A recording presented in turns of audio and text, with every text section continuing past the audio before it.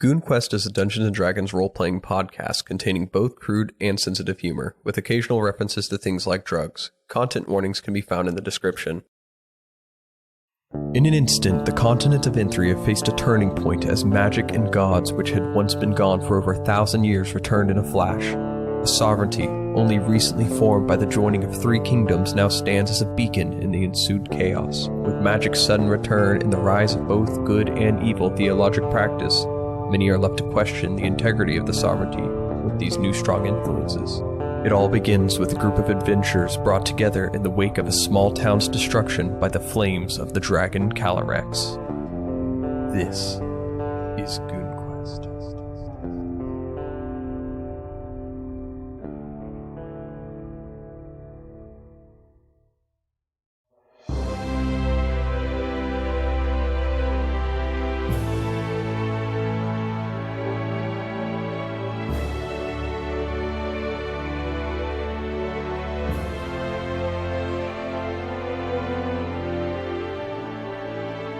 Welcome back to Goon Quest, everyone. My name is Jimmy, and I'm your undeniably lucky dungeon master in the world of my own creation. And why am I lucky, you ask? Because I have these wonderful players that I siphon luck from. Lol. Speaking of the siphon players I have in front of me, Joey.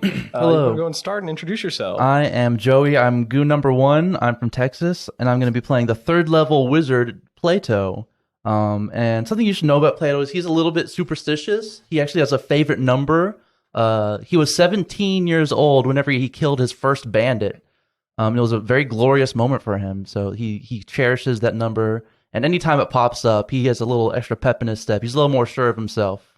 So his dad's a guard, right? And so I guess killing wasn't necessarily... Well, yeah, it was, it's a different kind of place over there. They do things a little differently, if you know what I'm saying. Okay, back in his hometown, it's a little more, but not civilized. It's a little rougher, that's a harsher climate. There's some, out here in the city folk, the people live on the streets, people live in the corners of alleyways and such. But out there in the frozen north, I mean, you got to do what you got to do to survive. There's more feral type folk wandering out there. So Okay. Interesting. Hi, I'm Jayden. I'm Goon number 5. I'm from Romania, and I'm playing Ithquant, the paladin of unknown level. Anyway, Ithquant's favorite fun fact for the day is Ithquant has never actually killed anyone.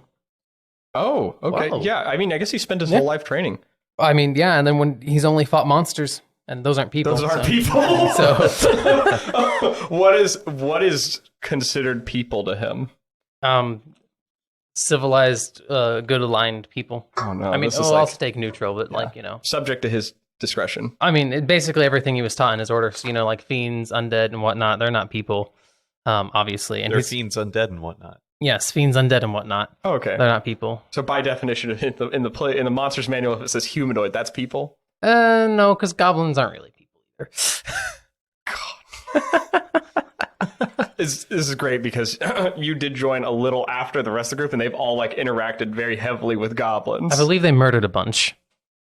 There were a couple that we talked with. There were a couple that they actually got along with rather well. Are they still alive? Yes. Not our fault. There was a dragon. There was definitely a dragon. I mean, we don't know if Gary survived or not. I'm pretty confident I think they're all dead. I think he didn't. I mean, he was chilling in the woods. I doubt the dragon was like, "Oh, fuck these guys." Okay, maybe goblins. I was under the impression we weren't counting goblins. Hello everyone. My name is Alek. I'm from the Wild Blue Yonder. I'm playing Adras, the level 3 monk. And a fun fact about Adras, he doesn't know how to ride a horse because no one ever taught him, because that's just not something the order teaches. It's like, why would you ride a horse when you got your own little leggies? So yeah. To be fair, you're not much slower than a horse. That is fair. They're making a good point. Exactly. Yeah, they train with horses, actually. What goon number are you? I'm goon number 2. A little bit of information for you guys. Lil Goon will actually not be present at this session today. He had an emergency come up, but he will be here in the next session in the next 2 weeks. So just keep that in mind. We're going to try to have our people be here as everyone if they can, but of course emergencies do pop up when we plan to record. So yeah, a rabid skunk has been attacking the village nearby where he lives. He has to go deal with It's it. really nice that we just established Samuel lives in a village. Well, yeah, he lives nearby a village. There's a rabid skunk attacking. He's got to save the A village. modern day village. He's on the side quest right now. Yeah. Well, Yeah. If you've ever seen The Village by M. Night Shyamalan. So, fun fact, we all are actually real-world adventurers who go and fight demons and whatnot, and then we try to roleplay that in this board game when we relax. Yeah, this is our downtime activity. The Just demons are relive called- the glory days. Yeah, exactly. We're all horribly wounded. This is like- how we get. I'm actually just the bard. That's why he's the lore master. We got one more. Hey, my name's James. I am Zigzagoon. I'll be playing Voralden, a level 3 collapsed conclave ranger. I'm from Magrathea, and a little known fact about Voralden is that he has like a slight overstep. Oh, like one, like in Like general. if he ever goes with his left foot first, he always oversteps, like slightly. It's like a weird thing he picked up from like being a sailor for a while, because you always got to mount the boat with your right foot first, right? Mhm. It's just a weird habit. And it's just hard to break. Yeah. And it always, if you ever, awesome. That's So like he always goes right foot first, but like if he ever does left foot first, he always like oversteps whatever he's trying to step. It's there's always something about him that he has a part of his body he has to blame on things that go wrong. Correct. It's like his ear, one of his ears is a little cut, so he blames Yeah. the loud hearing on that. obviously. If he falls, it's damn overstep of the leg. Yeah. He One went with day- the left foot first. Mm-hmm. One day, Voralden might be revivified or resurrected, and his body's going to be complete and pure. His back it'll be no more. It'll be more broken than it's ever been. Right? The arthritis will go away. His back will straighten out. His ear will come back. His overstep will be gone. And he'll have no clue what to do with Scoliosis. himself. All right, good. Thank you, guys. I don't have a fun fact for Borvik Smokestone. Unfortunately, I was not able to get one. Fun fact about Borvik Smokestone, he's not here. Fun fact about Borvik: he is unconscious at the current moment from the freezing waters he's been in. He's definitely a beach dwarf, as this is cold weather for him. I don't think he ever fell in. He fell in multiple times. Yes. Oh yeah. I thought He is not very dexterous. Oh no, it was him and Twig. Yeah. They both fell in pretty bad, to the point where I think you guys were basically pulling Borvik out of the water. Basically, something like that.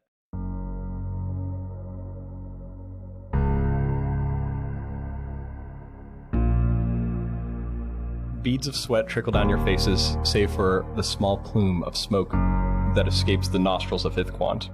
The entirety of the western half of Emrith crowds the cobbled streets looking down to the river where you all pant below.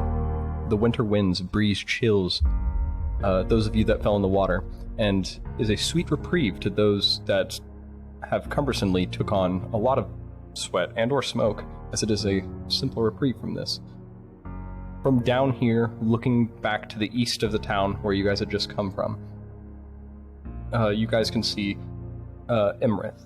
The town, for once, can be appreciated for its simple and pleasant charm. The main thoroughfare of Emrith on both sides leads to the ferry service. On the eastern side, while you saw it once as a drab and underwhelming constructed largely of mud and grit, you can see liveliness brought about this portion in the morning of this historic event. While it has a long way to come, the traffic that had made their way to Emrith for the race has reinvigorated it, sparking a determination amongst the populace. To the west, just beyond where you all stand, the cobbled streets now packed with travelers, merchants, locals, and ladies and lords. Emrith's local militia keep a formation blocking the townsfolk from closing on the river. Banners hanging throughout the streets above, hanging stifled along the main street, and small shops and houses off the way, with the race keeping you as preoccupied, as you had little time to get an approximate layout of the entirety of the town. You can see straight from this way the Baron's Manor, a two-story building of blackened stone and elm, sits at the end of the main thoroughfare of the town. Along the main road, shops and houses line the streets down to a small opening in a fenceway before the river. Between those shops are interlacing roads that follow the river over 100 feet before meeting the end of the town. The only exception being the additional fishing lodges that you all noted had held carts for the competition. So simply put, like, the layout of this town is kind of this main road that you guys have been traveling upon, and it crosses the river, and off of this main road there are different, basically, alleyways where there are buildings along each one, be it houses, shops, little different market areas, and you guys have found yourselves panting just at the edge of the water. While you guys are heroes, let's not sugarcoat it a little bit. Heroes in your own way, like you are mostly like apex humans. And Dragonborn. Thank you. And dwarf. Who is currently passed out. Clearly was much on a dwarf. Very tired. Mainly because of most of the running. And he unfortunately moves 5 feet slower than you guys and was pushing harder because I guess he's strong. He is stronger. Yep. But you guys, while feeling the chill of the cold and seeing all the other teams like this side of the river with you, where we last kind of left off, I left it on a bit of a cliffhanger to everyone knowing who would have won this race. And how we kind of did it before is we had these 5-minute increments where you all, basically every round was 5 minutes. And in order to kind of, when it kind of rolled down to the end of it, in order to kind of make it also look as close as it is, it's kind of, I took these numbers and mashed them and said like each of these rounds was basically like 5 seconds. Now, in reality, it is like 5 minutes, but like, so these teams are all coming in right after one another, basically. There wasn't really a team that really fell behind too far, apart from save one or two of them. It was a deadlock race for most of you. Now, you guys are all sitting riverside, whether be it standing, sitting, whatever it is you're doing. Twig is basically collapsed on the ground, like arms stretched out, and she's just panting. It's not a clear victor as to who won the race, as when you guys had got to the other side of the river, you had looked over and seen Vincer's Vestments, the team that you didn't really expect much from originally, had surprisingly closed a lot of distance on you guys throughout the last bit. And when you guys were through the last leg of the race, and when you guys were crossing the water, it seemed like their team had a very cohesive strategy. They actually, on their way back, a couple members of their team had constructed their logs into a raft and used it to cross the water for the whole team. And so that is how they got across. And it seemed like a lot of our team got across very quickly that way. Huh. Somehow we didn't think of that. Yeah. I believe it's because it was discouraged. It was discouraged. They were encouraging us to jump across the river. I don't think they discouraged a raft. And any other form of method of transportating across the river was discouraged. They should get penalized for that. Against the spirit of the race, you know? I mean, I'm inclined to agree, but that's for the people to decide. It is for the people to decide. And given the time to construct a raft from the forest to this portion, is what's their saving grace, is that they did it. Now it is basically a local retail clothing store, Vincer's Vestments. And you guys had encountered them a few times throughout the race. They didn't really do anything harmful to you guys, and you guys actually didn't really do anything harmful to them. You guys tried to affect everyone, but they never really got affected by anything you did. You weren't too privy to knowing these people much either. You just know that the guy who runs the shop is a local merchant, and he sells like finer clothes, but also like he's kind of the front of selling like other things for some of the other people in town too. Like he sells armor, he sells leathers, and basically he just is a more popular business and basically distributes the money back to the people and taking small fee sort of thing. He's like a bigger retail version of like other shops that want to spend more time working rather than actually doing the selling portion. So he sells stuff for other people and sells his own clothes as well.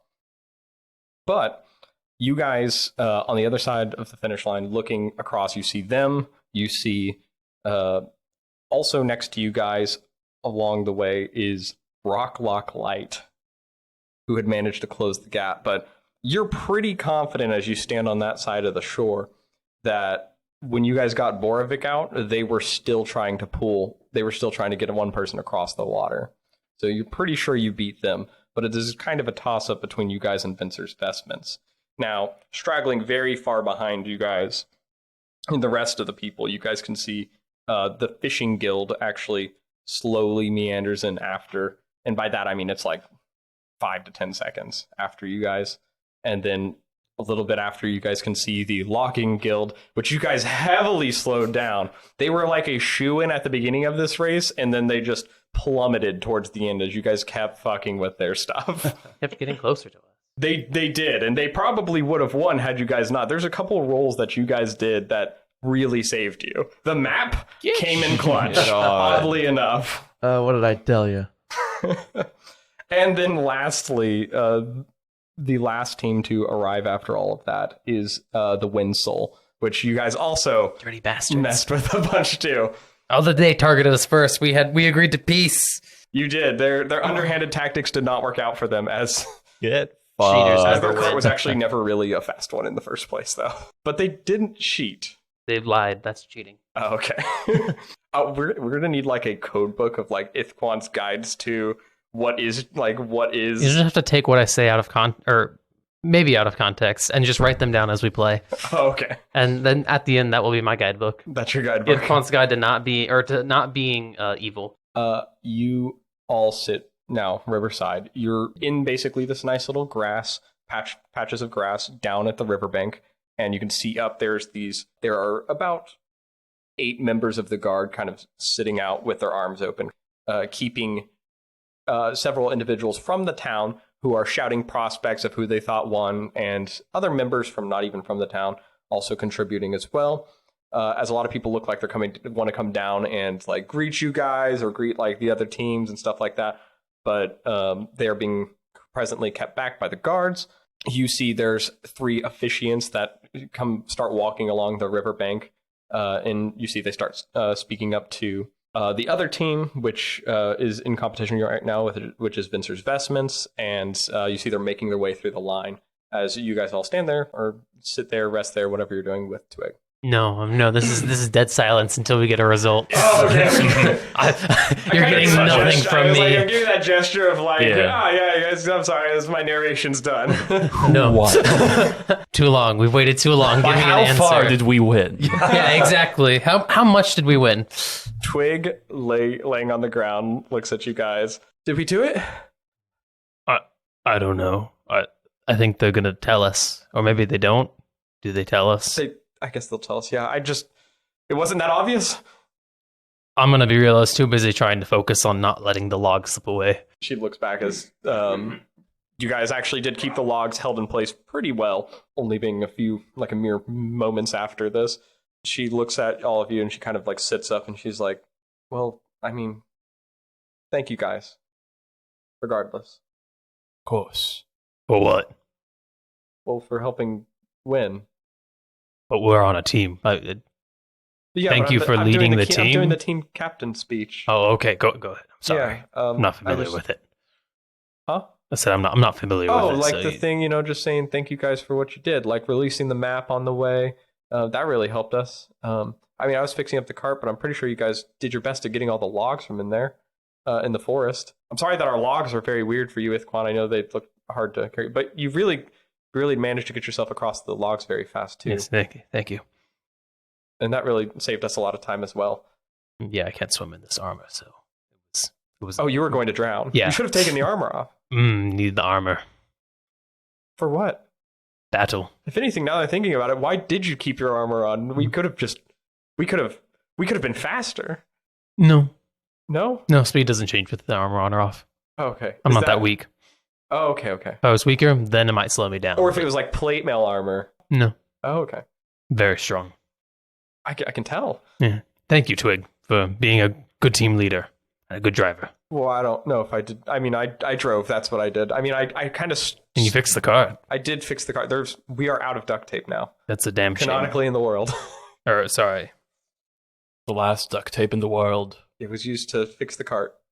Fine use. Zizo. It seems like Boravik's not doing well. Yeah, he's just sleepy. He's just You taking just a hear nap. him sitting there. My head. It hurts. It's okay. Just Hush, Boravik. just rest. Or, giving him Just- random herbs. Closes his eyes. What the fuck is this? Just I didn't give. practice the Scottish accent. I'll get the needle. I I'll can't tie the do it vein. on purpose. I just slip into it occasionally. But if I slip into it, I'll let you know, and then I'll be Boravik. Just give it around You're all bored. 2.5 hours. You'll be fine. Depending on. Yes. Maybe the real treasure of the race was the Boravik we became along the way. Yeah. maybe we all have a little bit of Boravik in us now. Everyone has beards. The great part is, even though Samuel's absent, he'll be able to listen to the podcast now. Yeah, when it comes out. Much later than when Maybe this time next year. Yeah. You guys sit there and you see the officiants walking up. Voralden, you feel a bit of a twinge in your wrist. Define twinge. Like a little sharp feeling, a little sharp pain, like something's pricked you a little bit. Like a bug bite, or like did a bug bite me? Or Yeah, you take a little quick look at it and look at your wrist, and you see there's, similar to how like you see the veins move in your arm, it seems like there's like these red lines that kind of stripe through your wrist. And it looks like they're kind of spreading from a region which you had noticed yesterday. It just has this dull stinging feeling now. Like your wrist is kind of numb. You feel that pins and needles in your fingers. All right. We'll just put that one back. We'll deal with that in a second. Yeah, you cover it back up in the moment. You guys see the officiants walk up, and you see it's just Chuck Norris and 2 other people that don't matter. Okay. Of course. Because no one else matters when Chuck Norris walks up. Except for Ithquant. Yeah, and you see Chuck Norris. Actually, because there has to be someone else, because I realized Chuck Norris can only smile and give like the thumbs up, or thumbs down sort of thing, or disapproval look, or just like kick you into the sun or something. Yeah. So it's Chuck Norris, and then there is like this elven officiant that looks to be. He's wearing these large spectacles that kind of make his eyes look bigger, and you see he's kind of glaring off into the distance. When I say glaring, I'm sorry. He's just skeptically looking off into the distance, like he can see it all. And as he walks up to you guys, he immediately walks up and does a huge bow to all of you. As you see his shaved hair shows, you can definitely tell this guy is a wood elf based on his like greenish tint to his skin, and the large billowing robes just tell you that this guy's kind of a nerd too. But he gives you guys a large bow and immediately stands up, shakes each of your hands individually over the course of about 30 seconds, very slowly with each one. He makes eye contact. Tries not to hurt his hand. You try not to hurt his hand, but you just put your hand there and he shakes it. Good. And he finishes, looks back at all you, and he's like, well, I would be wishing congratulations in the current moment, but the judges are confirming right now who the victor of the race is. If you can be patient in this time, we will have a result soon. Do you know how long it should be? He looks back at the other 2 judges and looks back towards you. It probably just a couple more minutes. If you guys need anything, if you need some water, I mean, he Ithquant's just gonna dunk his head into the river to cool himself off. He gestures to the river. Water. But if you guys need any dry towels, we'll be having some people come down with them. You hear That would be appreciated. a gurgle from underneath the water, as maybe like some weird tinges of radiant flame, or are you screaming underwater? And they walk away. Didn't know they had a sauna. All the water's warm now. Just the steam. Yeah. You see they walk to the next team and keep going from there. And eventually you see the judges walk back up. And the elven man speaks out before all you guys as your teams gather just towards the top of the bank. And they start doing that thing where they announce the teams like from last to first because, it credits people. Well, in first today, and taking home this mantle and small prize of, and he pulls out this pot of flowers for contributing to the effort. and participation rewards. Yeah, it is participation rewards. Ithquant hates them. They go against everything he believes in. The winner today, by winner of 6th place, the Church of the Windsoul. And you see the father of the church immediately is like, disappointed look on his face. He's like, yes, great. Thank you for this pot of flowers. If you guys want to be the crowd clapping in this case, that'd be Yeah. Get on with it. Adras specifically makes an effort to clap for them. Okay. And he's like, thank you so much. And then he seems like he's about to start talking about something and just kind of push him off a little bit. And the next, in 5th place, we have the Logging Guild. As you see, people... and people are, thank you. There is a shock amongst the crowd. These people have won kind of like, in the past few years, between them and the Fishing Guild, they have been back-to-back winners. And you see there's a little bit of shock and look on people's face. And then it follows up with the Fishing Guild as the next one. As they call the Fishing Guild. And you guys see Keg sternly. He's like, oh, I'm here to claim my... that back must have really fucked him up. Oh, yeah, my back. Oh, guys, I'll tell you, it would have been a different race if this thing this come out differently if my back wasn't a little messed up. Yeah, wonder how that happened. Yeah, I'm not saying anything about it was sabotage, but I'm just, you know what? I'll be bygones. Sabotage. He challenged Adras. What the heck? How did he get his back blown out? I heard it was the chiropractor. People, the people, chiropractor's crowd. gay. The chiropractor. Yeah, there's hushed whispers of the chiropractor. That person sounds bad. Then everybody's like popping their knuckles. It's like chiropractor. This is where the... Says he can make your back pop like the sound of thunder. Yeah, it's just that song when it pops your back. Nah. Anyways, hold on. Who's 4th place? In 3rd place. 3rd place, we have Rock Lock Light. And you see people are like, oh, that's that stuff that tastes like water. better. Horn Light's better. You hear from the top, the dude's, the guy and the representative from Rock Lock Light's like, guys, stop it. Horn Light's not better. We came first. Like, hey, stop, dude, they're done. Dude, I fucking love Rock Light. You're gross.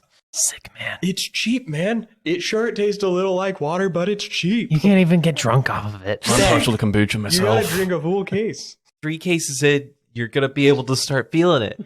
And in 1st place, we have a tie. No. What? For the first time in history, we have had a tie. Now, as rules state, when there is a tie in the race, we choose one of the legs of the race randomly, and whoever was the fastest portion in that leg is the winner of the race. That's make or break right there. Yeah. We did awful at logging. Oh no. Everywhere else, I think we're fine. Yeah. Well, there's only one other part of the race, and that one we dominated. Well, there's also grabbing the logs. There's That- the And so- running. Running and grabbing the logs. Running, grabbing the logs. Those were the same thing. Oh. Yeah, the same I figured they category. were- Took place at the same time. Mm.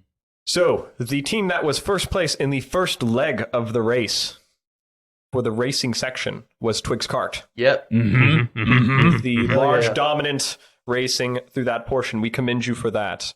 The second leg of the race, the acquiring of logs and animals for riding.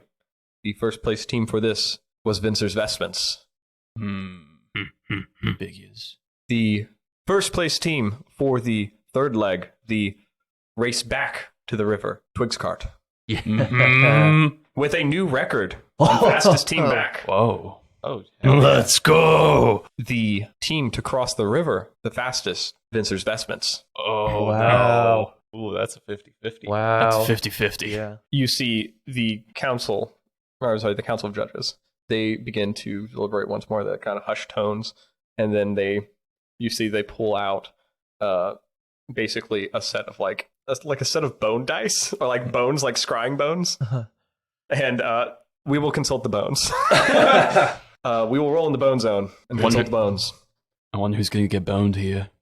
I hope it's us. I think. Boneheads. From where you come from, getting boned is a good term.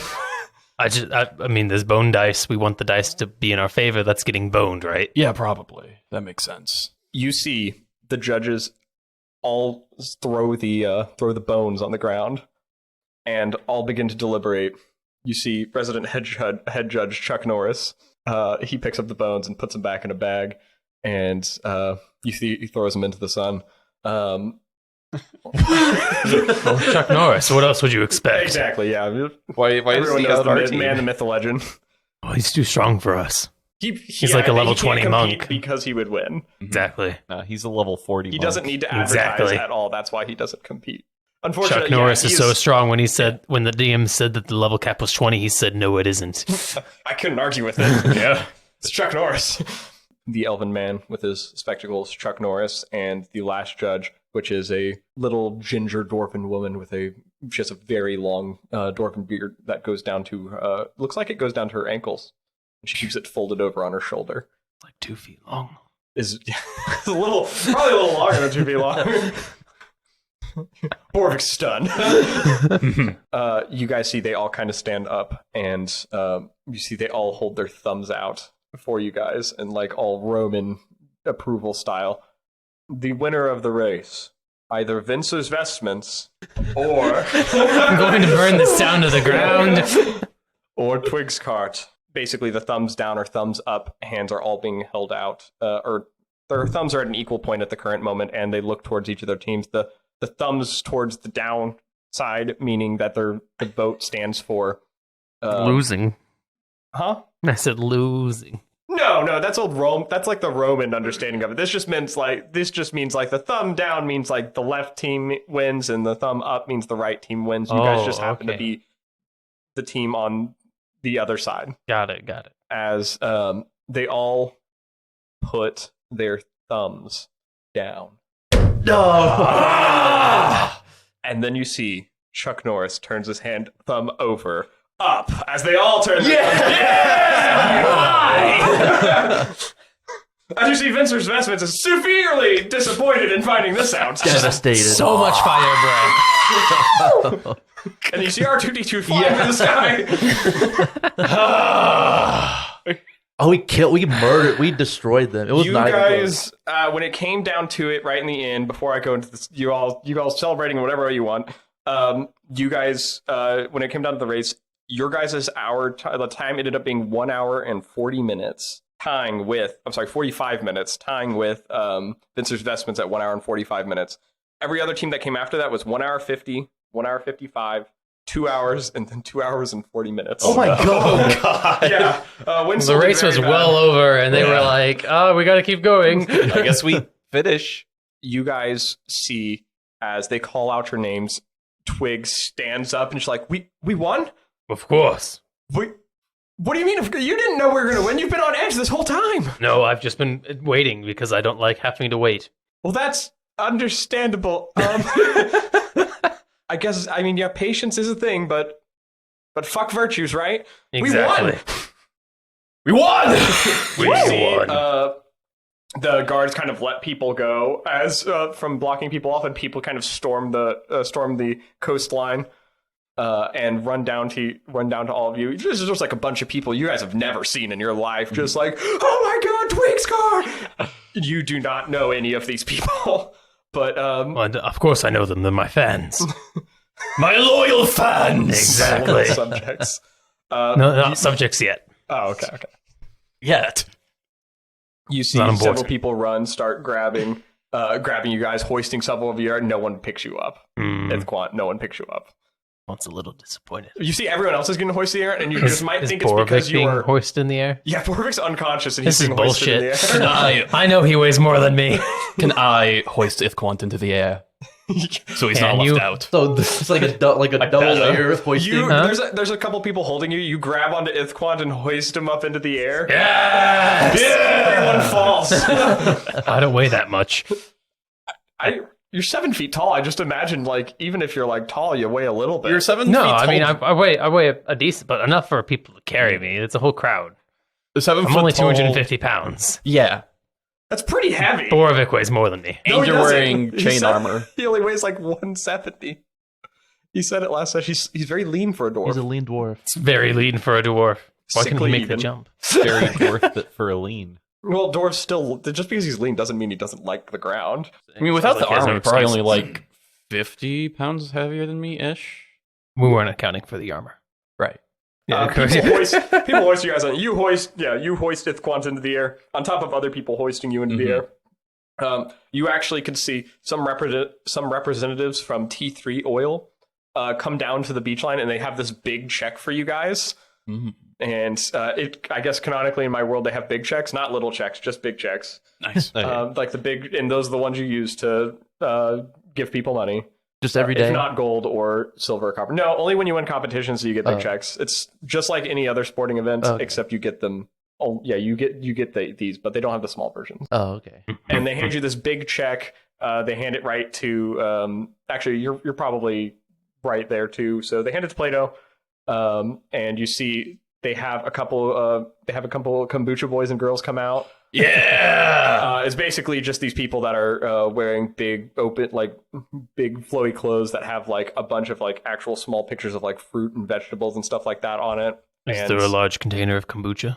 No, they have a big Gatorade container of kombucha. Yes. That's sure. Anyways, I'm gonna dunk Adras into the container. Please do. In there? Yes. Okay, not throwing it on. No. Him. Okay. Yeah, you pick up Adras. You wait till he's like turned around, looking at this big check with Play-Doh, and then you grab him from behind, and a couple of the kombucha boys and girls help you, and you guys dunk him into the kombucha. Yeah. So you get dunked into, you could only presume to be golden pineapple kombucha. Booch-sized. Yeah, baptized in the booch. Yeah. Baptized. Booch-sized. Yeah. Player's gonna run over to Twig and just hand the check to her. She can just, as far as I'm concerned, she can just keep it. No. No? This is our team. Well, it's up to the team captain to distribute the money. That's true. No. That is true. No. I don't know. Twig's team captain. You're dunking in the water right now. Yeah, I feel like this is like a 12-year-old girl. I'm not gonna take a sixth of her money. I'll just give it to her. Our money. You see, Communism again? Yes. You hand the check to her and say, "Do what you will with it." Basically, Mhm. and she's like, "Oh boy, I mean, I can eat this if I really want to, just to prove a point." You could. That would be baller as fuck. That would be admirable. It would really be slapping. It'd be slapping this whole competition in the face if I ate it. No one would forget it. No one would, and this is basically money. It's just the big version of gold money. It's so much more convenient too. Right? We should invest in making all currency in this. No, all our currency, big checks. Yeah, you have to go to a bank in my world and spend 3 live days filling out paperwork to get big checks. Nice. That's why no one actually uses them, but except lords because they have their subjects do it. Of course. I imagine many times this Plato, probably for the lord of his land, had to sit at an office getting a big check put together. It's just normal for him. Normal doing that much paperwork? It's just what you do. The teller hates you because you read everything out loud. He's like, that's private, man. This is confidential. I don't need to know what these records say. There are so many other people here taking this information from you right now. Yeah. Your lord is going to be furious. Yeah, there's 8 Play-Dohs in my hometown right now. Stolen your identity. Yeah. You guys are mid celebration of all this as it just looks like everyone's just going to bullshit all over the place, throwing everything around the town. You see people are throwing streamers, stuff like that, and you are just enjoying this kind of moment of your victory. You see Twig has given the check to Crud, and Crud has turned it into a little like hang glider thing, and he's jumping off of people. And just kind of slowly falling to the ground, even though it's very fast. He feels lighter. You guys can see Twig kind of pulls you guys together, and she's like, "All right, team huddle." All right. Team huddle. What's up? All right, so I talked with Crud, and it's kind of like a Groot situation. She can understand what Crud says. We can all understand Crud. Sorry, yeah, you guys can all, everyone but the audience can understand what Crud says. Yes. As you see Crud in the background, she's like, "Eh." Exactly. Yes, of course. And then you see Crud has the check of worth 750 gold pieces. He kind of is just jumping around, flying with it. These checks, they're pretty strong, and I've never held a big check in my life, guys. I really want to say that they're like really cool feeling. We're just going to pretend it's like really nice card stock. Nice. It's like really good shit. Yeah, premium card stock. You see Twig's like, "Well, I talked with Crud, and while he does want to use the check as a plane for the time being, like a fly device, we did kind of agree that you guys probably should get a lot of this money. I mean, if this were a long time ago, I'm pretty sure a gold would keep us alive for a year, but it's not a lot. I guess times be a changing, and it's not that time anymore. I've heard of a thing called inflation. I'm not sure exactly what it is, but that might have something to do with it. I thought things would get better now that, like, I mean, with all that magic coming back, I feel like it would be a little better, like, but no, all the prices are just going up. Yeah. You'd think an event like that would make it better. Now that magic's here, it's much easier to produce resources, which means the cost of that is way lower. So that means everything can be more expensive. Oh, so they can just charge more things. Exactly. Oh, okay. Well, that's unfortunate. Do you come from a family that makes a lot of things? Yes. We Like- don't have merchants. Oh, okay. So you don't sell things? Okay. No. It just sounded like you know about it. No, it was just obviously. Well, we were going to use some of the money to hopefully get schooling. I've never done that in my life, but I figured I'm not that'd be- familiar with this. Well, Probably it's a good like a idea. thing where they teach you how to read and write. My father did that kind of. Yeah, my mom was doing that for a little bit, but she stopped That's unfortunate. a few months ago. But if not for me, more so for How many crime. broken limbs did you have? In the past year? Well, learning. Oh, when I was being taught, I didn't break any. Oh, wow, you must be very strong. Well, I had like yeah, a broken no, limb once a week. are your bones brittle? No. Oh, well, I didn't really break my bones that much. Impressive. I've broken them before, though. I was trying to Oh. do a backflip one time. I'm pretty sure I broke my pinky toe. I figured I wouldn't say anything about it. She's definitely referring to the other day. Yesterday. So I've had this limp for a long time, and she has been limping. Huh. Well, it's a good thing you were driving. Yeah, if I was having no, it was a long time ago. Okay. She kind of pulls you guys in close. Crud and I said that we would agree to at least give you guys a good portion of the check, because we probably don't need as much of it as we think we do. But we don't, and I talked with Boravik a little bit about this, but I guess I might have said it briefly the other day, but we don't really have, like, our mom was kind of disappeared. Mhm. This thing, apparently, Which we should totally look into that. Later. she just didn't come back one night, and no one really did anything about it.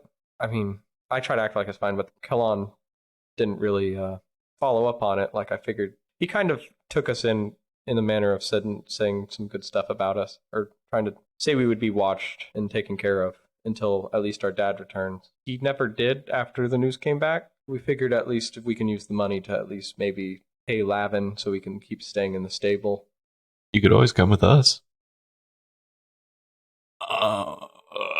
I mean, she has very strong bones. He's making a good point. I mean, I can't necessarily guarantee it's the safest trip, Definitely Look, not the safest. I'm just saying. but I mean, I've broken a lot of bones. If she hasn't broken any during her learning, then clearly she'll be strong enough to handle it. Has Crud broken any bones while learning? Not that he said any about. See? So I think they're strong enough. I figure it's a option, probably better than most other options. Well, where do you guys live? On the road, yes. Married Oh. to the grind. Correct. We like making money. I like making money. It's not about the And money helping for- people. It's the helping people Also the money. Why are you trying to help people? because it's the right thing to do. Yeah. I- Well, You know, see, it all began many years ago when my great great great great great great great great great great Is he great broken? great Is he broken? No, Is he he's broken? going to Grandfather Torin began his quest to purify this world from evil. You got him monologuing. And now, after not many thousand years later, What do I do? What do I do? You just gotta let him do it. You can't turn it off. Ithquant proceeds to tell his entire clan's history. Oh no! It takes about an hour. You guys are here for an hour. And that is why I'm here now. Oh, I just meant like. Okay, never mind. during this time, I'm going to grab Plato and leave. As for me, when magic returned, I was one of many who were negatively affected by it. And so I've made it my mission for this moment to help those who had suffered a similar fate. You can find my mom then, or my dad. We will do what we can. Okay. I can't promise. It's not like it matters, though. I mean, I they can't- left, so it's. I can't promise anything other than we will do what we can to help you. Yeah, it's mostly for crud. Man's crud. I can watch after him just fine. It's just, I got other stuff to do. I got like the cart races. I mean, we just won that, and now I have to win again, right? Yeah, you got Next to I year. have to prep for next year. Exactly. figure out what to do with all that money. Dominate. Yeah, I guess I do have to get crud, make sure he goes to school. Yeah, I don't know if maybe going with you guys would be the best if you're going to be on the road. probably not. But that's not. You guys are probably the most people that stuck around long enough to then just feel bad for me. I'm kind of sick of that. Why would we feel bad for you? People seem to get upset when your parents disappear and you're 13. Strange. I thought so too. It's just they don't understand that I'm just stronger. Sometimes your I'm just parent- stronger than them. Exactly. And sometimes your parent just goes out into the wood, dies to a bear, and I mean, maybe that bear dies later, and then the clan gets to eat that bear, but, That's happens. the exact thing I was thinking about. Me and you, Twig, You we're brought it up connected. in your story, and I just remembered it. Voralden and Plato, what are you up to? Okay, so Plato, you're a wizard, right? I am. So you know wizardy things. Yeah. All right, because this is a bit out of my league. But I found the thing that's in the forest. You did? Yeah. It likes to read minds, for one. Okay. Likes to read minds. Reads mind, feeds off guilt and shit. It can feed off your body's energy. And I kind of thought this was a regular rash, but I'm getting the idea it's not. And I'm gonna take my shirt off. Oh, okay. You take your shirt off? Yeah. Are you guys in a private area? Yes, Okay, yeah. Okay. It was like You're at I a would stable or yeah. something? Okay. So he takes you into the stable. He takes his shirt off. I'll take mine off. All right. He down to- throws you onto the hay. Very This interesting. is pull out my ancient. I pull out Sakura. Sakura. He binds you up. So everyone knows Sakura is the name of Voralden's whip, one of Voralden's whips. The one I whip. don't use. Yes, the one he doesn't use because it is evil. It is an evil whip. He took it from. He binds you up. He's just a rat for the ride. So yeah, I just kind of assumed it was a regular rash, but I'm getting the impression it's not now. You see, as you take your shirt off, you can see these veiny lines that head up from his wrist that follow his arm into his upper right chest. So it's all on his right arm and up into his chest. God. And you can see it almost Wow, like... yeah, that's a lot worse than it was earlier. Yep. You see it almost like pulsates a little bit. Oh my God. It is sticking out like if you rubbed your hand against it, it feels like something. It feels like a bump, like the lines are bumps. I was just feeling his body, but then I felt that, and I was like, "Oh, what the hell?" see, yeah. So when it started out, it was like that big, and I'm making a little O with my fingers. About the size of a gold coin, perhaps. Yeah, that works. And when was this? Recently? Last night. Last night. Yeah. So we should probably deal with this, huh? Okay, and you know about nature. This is not a natural thing. I'm pretty for sure it's not. I'm gonna pull out Bookie here and see, what kind of category of magic this might fall You into. pull out Bookie, and Bookie doesn't open. What the fuck? Wait, Bookie doesn't open. No. I'm sorry, what? Bookie, hello? Meh. Meh. Meh. What's wrong? What's wrong? You didn't want me earlier. When? You wanted me to cast your spell for you, and then you just put me back. Bookie. I was already going to cast a spell, and then you came out. I was excited to hear you, but I mean, in that situation, I think we needed you to be there at the party, at the whole little press conference thing. We needed you. Then you didn't bring me out at all at the press conference. Did you? It was mud getting flown everywhere. I mean, and look, I'm gonna be level with you here. Adras was doing his thing. I was gonna bring you out, but Adras needed his moment to shine, and I knew you would outshine him, so I could not allow you to become unsheathed while he was having his match. Gee, thanks. Okay, well, I guess that makes sense. Actually, yeah, I do. I guess I overshine Adras. I know, all the time. but do you see what's going on? This is the real deal. I can't just put see- Adras's feelings Boogie. aside for this. How's it going? You see the little book turns around, and you see he can clearly see you have these lines all over you. It's like, oh God, he's cursed. It's a curse. Something like that. Yeah, he will make an Arcana check. Okay. Should I roll for him? Go ahead and roll for him. Just for point of reference, mind reading, feeding off guilt, lives in the forest, specifically under some trees, like that Undercroft area. I will. Bookie is not like a tome of like a list of creatures and stuff. Yeah, so- I was just trying for the sake of trying. Yeah. I hope he has a good modifier. He uses your modifier. Oh. Because a lot of the knowledge you get about the magic in the world is based on your intelligence. Okay. From him. It's going to be a 15 then. Okay, Hey. 15 is actually pretty good. We'll take it. Bookie, he kind of flips through his pages a little bit as he's kind of like, well, I don't really have a whole lot here on the actual type of creatures that might have done that. Mm-hmm. But I guess that being said, if it's anything like some form of poison or curse, and it looks like it's spreading like similarly so. If it reaches vital portions to him, it could be rather dangerous. So Yeah. if it gets to his heart or his head, then it could be worse. Like bad things could start happening. I don't know what of the nature of it, but if he's saying it's messing with his mind and memories and stuff, then it might. That was last night. That was the thing itself, not the curse. Whatever. Have you dealt with this before? Define dealt with this before. Have you been afflicted by it, or do you know anyone that's been afflicted by it before? The curse? Yeah. Specifically? No, not that I know of. You have to do. He starts going to a little bit. With the curse, you have to find a nurse. You need a doctor. Okay. Okay. That's pretty straightforward. All right. No, But we like should a magic doctor, not like a normal doctor. magic doctors. Clerics? Priests? Oh, sure. Some wizards can remove curses and stuff, but mostly. I mean, those Soulwood guys were kind of like at our throats earlier, but like, I mean, Maybe Ithquant can identify if the nature of it, maybe, and he can do something about it. I guess so.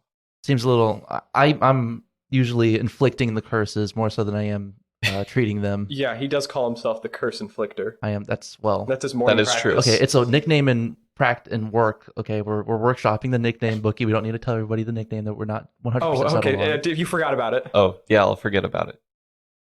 All right, let's go to Ithquant now. All right, Big C. All right. Okay, all right. We're gonna. Okay, thank you, Bookie. All right, curse slinger, let's go. Okay, all right. Well, Curse Slinger does sound a lot cooler. That's a pretty good one. Maybe we should get him to workshop it with us. Yeah. He's got ideas up in there. We just need ideas, people. We need yeah, that's what. We could throw. We got ideas.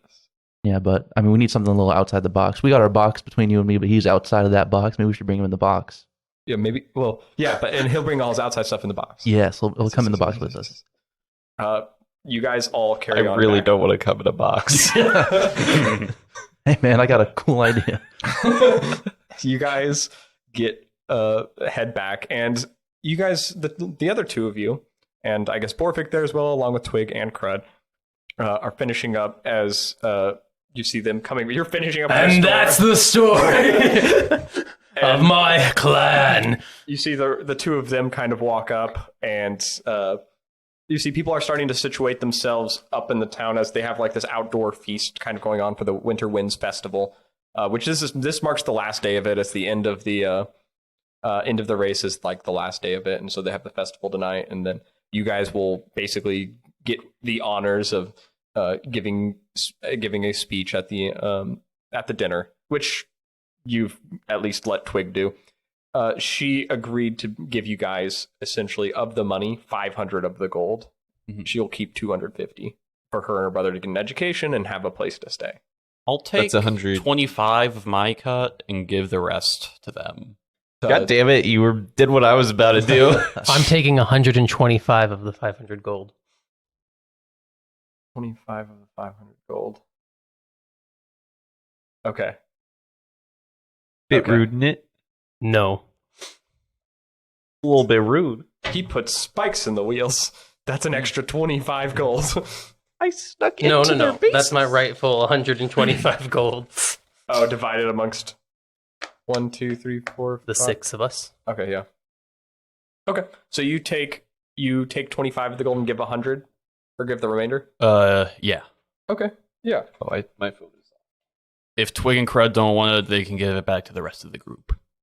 Okay, yeah. I mean, they'll definitely appreciate it as well. Mm-hmm. Appreciate the prospect of the charity of it. And you're going to give how much? I don't know how much we're getting each. 125 each, correct? No. 100 each. No, 100? out of 750. Huh. Divided evenly. Yes. We each get 125. Yes. Okay, so you But- would get 125. But because Twig took 200, Oh, okay. Yeah. We're each getting instead 100. of her 125. Yeah, you each get 100. And y'all would each get 100. And I'm taking 125 out of it. Because you took a cut of the whole thing divided. Because they're going to give to Twig anyways, I can at least have my equal share. Oh, okay. How about put a pin in that one? Do you still have your shirt off? No. Okay. I'm not walking around naked. I'm going to go find a cleric. There's Twig out here. What do you need a We're cleric going to follow for? Voralden again. Just come on. We got to go find a cleric. Why? All right, you all follow Voralden as you guys run to get a cleric. You make your way to the Church of the Windsoul, where you guys know the third place. The individual that took third place was they're essentially the Windsoul team. As you see, the father of the church. Weren't they last? What did I say? I'm sorry. Third place. Yes, they were last. I'm sorry. All right, cool. I actually I was so far off on what I was thinking. I meant to say that the team that won the flower, the Nice. flowers. So I don't know where I was. You guys can see they're basically back at the church wheeling their cart up. They had a pretty good rig, but it doesn't look like it was designed for enough speed to keep up with you guys. It looks like it was very good at breaking stuff. However, as you guys kind of walk up, you see the father sees you guys, comes up and shakes a couple of your guys' hand. Welcome to the church. I guess you guys are coming to thank the Windsoul for your victory today. First off, no, actually, you know anything about curses? We're rather adept, yes, at curses. Okay, cool. So, this magic shit's kind of new to me. I'm gonna keep it real with you, Chief. All right, With Chris. his youth. Such a young spirit. So yeah, I may or may not be cursed right now. He's very It- much so cursed. Need that to, get removed. Okay. Haven't dealt with much of this. I was told to before. find a cleric. Okay. Yes. Or I guess they called him a magic doctor. I guess that is. I don't know. Yeah. As you guys might understand, we don't see a lot of magical anomalies here. Well, you've got one chilling in your in woods. Imrith. Yeah, what is that creature, by the way?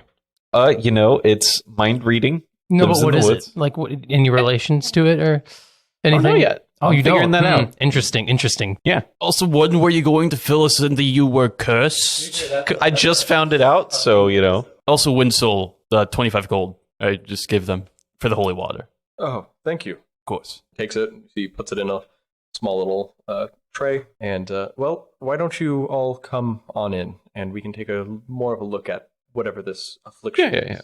Mhm. You guys head on inside, and you guys can see it's a very deco, open concept church. A lot of paintings, a lot of just free energy of creativity put into it. Nothing is symmetrical. Everything is unique in the way that you, in which direction you look. A lot of painted ceilings, stained glass, and even the pews are like. And he offers as you guys head inside, please find your seats. Why don't you come on, step up here? Voralden, was it? Yeah. Right. I remember seeing your name on the registry, so as he leads you up, just go ahead and show us the area that is. Oh yeah. So it's like right here. And he takes a look at your wrist, and he's like, "All right, that seems reasonable." Yeah. And then Oh, yeah. it's following up. Yeah. It was like about that big Okay. earlier, and I was like, oh, that's not really an issue. I can deal with that. Yeah. Forest rash sort of thing. Happens. Yeah, I mean, And then, you walk into Ivy. I get it. Yeah. And then it wasn't that. I was like, oh wow. Oh, as you start to pull off more of your shirt Yeah. to show him the rest of the area. Yeah. And he's like, oh, it's getting worse. Oh, okay, it is worse. You Yeah. see it is now spread down to your hip as well. Yeah. Now, as far as like the feeling goes that's kind of going through you right now, it's just kind of a dull numbness. And on it, your fingertips still feel that sharp feeling of like needles in your fingers, but everything everywhere else is kind of numb and dull. Mhm.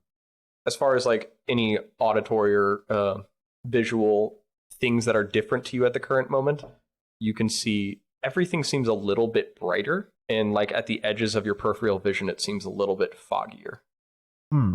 Is just kind of how you're feeling Okay. wise, and you have a very bad headache. This is all new. All right. Yeah. You sit down, and he's like, okay, let me get, and he turns, Brother Samson, will you grab the holy water? And you see he makes eye contact. You see he walks across the room, and Ithquant, he walks up to you, and he's like, you are a practitioner? Yes. Have you many dealings with, Yeah, I actually cured this last night. on whom was it afflicted? Crud, the boy you Mm. helped provide holy water for. Oh, this was your event last night, so the holy water took care of it? Mm-hmm. Nice, clean, simple. Okay. Well, it is a little late for what I would presume to be a little bit of holy water to deal with it. I don't know. Honestly, Crud didn't look too much worse than him. You recall definitely Crud's was only isolated on his foot. Yes, but I also know that Crud's entire eyes were fogged over, so Yeah. Well, give and take. yeah. Well, at the current moment, we might be able to put the holy water throughout him and run a ritual for it. I would be worried to say that he might need further treatment. He is kind of looks over at Voralden for a second, just kind of looks beyond you and looks at Voralden. He seems like he's doing okay at the moment, right? Don't know. He refuses to talk to me about it. And the rest of you, has he acted odd? Not any more strange than normal. I do at least know what the relation to the creature is. That would help at all.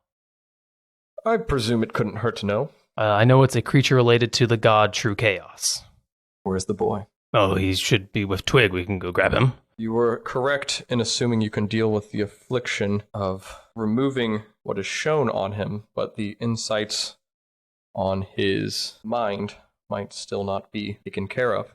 When you're dealing with enemy enemies like True Chaos, and I don't mean this, you did the right thing, what anyone would do here. If it is the enemy True Chaos, then we do have to find the source. Yeah, I believe that's in the woods. Something about Voralden went to check in there. Now it came back like this. I also think it's the thing causing mind fog in the village. Mind fog. Have you not been hearing about that? No. Interesting. I think you should have a talk with your mayor at some point. But The Baron? Are you familiar? Or yes, the Baron. Are you familiar with Twig? Yes, Yeah, Twig, it's yes. Twig's mother and I how see she. her running around here often. Yeah, and do you know what happened to her mother? She went missing. Because of the mind fog. Eyes glazed over. Kind of just wanders into the woods. I'm usually informed about sickness. While the services are often open to everyone, I often do not see people from the side of town that I've seen Twig live on. I can't help but feel that is not necessarily the Baron's doing, but the counselors that work with him. Well, I'll go grab Twig, and I'll let you try to mitigate the damage with our friend here. Okay, yes, can you also... We should get Crud back too. Sorry, I meant like the both of them together. Yes. Oh, okay. Yes. Yeah, you... Address, Yes, if you would come with me since you are very fast. of course. Wonderful. You both run off. Address notably so fast. I mean, he is. Yeah, I got that 40-foot move speed. What the oil will do. The two of you run out of there. You see the head of the church, the father. He walks up to you, and he's like, So how'd it go? well, I've confirmed with your friends. You do have an affliction. It is a curse, yes. Yep, that's what I said. We are going to treat with holy water. That should deal with the markings that you've got on you. Yes, so? That should be able to cleanse it. It looks like you have been the aberration that has left this mark on you is associated with True Chaos. Cool, that's new. Now, True Chaos, its creatures... Yeah, I don't know what that is, I'm going to be honest. True Chaos is... In our world, we have the pantheons. If you know any of the deities. Worship had dwindled in the past. There's few like years. two, right? No, there's much more. There's the Untamed, and there's the Aldasair. Right, that's the other one. Oh, I had it written down somewhere. Well, there may be. I understand. Yeah, I've heard Aldasair some and the like Untamed. of some Yeah. smaller ones, like the Doomwing, but Yeah, I don't think that one's all that real. Well, you have two pantheons of them. You have the founders, and you have the fallen. The founders, of course, being, like you mentioned, the Aldasair, the Untamed. You have Yeah. the Soul Forger, God of the Doors. Okay, that sounds like you're making things up now. Oh, I'm really not. The Golden Doctrine? I Shimmer don't know. Drake? Next you're gonna tell me what the flashy tits, God of Lust or some shit. Brazen Storm. Night Vizier. You haven't heard of any of these. No. They are real. No, it's really, okay. I mean, you know the Wind Soul. I thought it was the Solaire. That's God the of the church Sun. you're in. The Wind Soul. The church you are in now. I thought it was the wacky Solaire. God of the Sun. Who taught you about deities? No one. I did. There's the Untamed. Come to church. The Altair. I do. Church. I do. I go to the Untamed gatherings every week. I bet you're one of those ones Every that do the week. modern yoga things. I mean, it's not really my thing, but like I taught it a couple times. It's quite relaxing. I have to. But that was for the paycheck. I thought you did it for the good I'm of really the good goat. at goat yoga. If you want to learn goat yoga, The fee is pretty high though. Listen, there's a wall over there we could do it while on. those are the founders, you also have the fallen. The fallen are the gods you generally have to worry about. They're the ones that didn't really connect with the world when it all came together. Those like true chaos. True chaos being a malevolent being of anything you could think of a rational decision for, throw it out the window. Like if you're like, well, I'm going to wake up and have what you're going to have, you don't know what you're I'm gonna follow. True chaos? No. Like what you're saying. Okay. So true chaos is like the Untamed in the manner that they are both deities. True chaos generally gets a lot of worship from people that don't want the best for the realm. Now, who determines what's the best for the realm? That is It's subject to subjective, people. but I get Very what subjective, I get what you're laying down. But you have other deities too. The Spore Tender, goddess of decay, the Lonely Lord. Well, a very malevolent one. You have the Falsehood, the very over-the-top, endless ooze. Okay, hold up. Nope, don't worry about it. There's a cult about them. They want to drain the ocean. It wouldn't happen It's to. as wacky as it sounds. It wouldn't happen to be related to goblins, would it? The Endless Ooze? Yeah. I don't know of any goblins that worship the Endless Ooze personally, but That one might be real. as you also have Dissension, which is just the devil.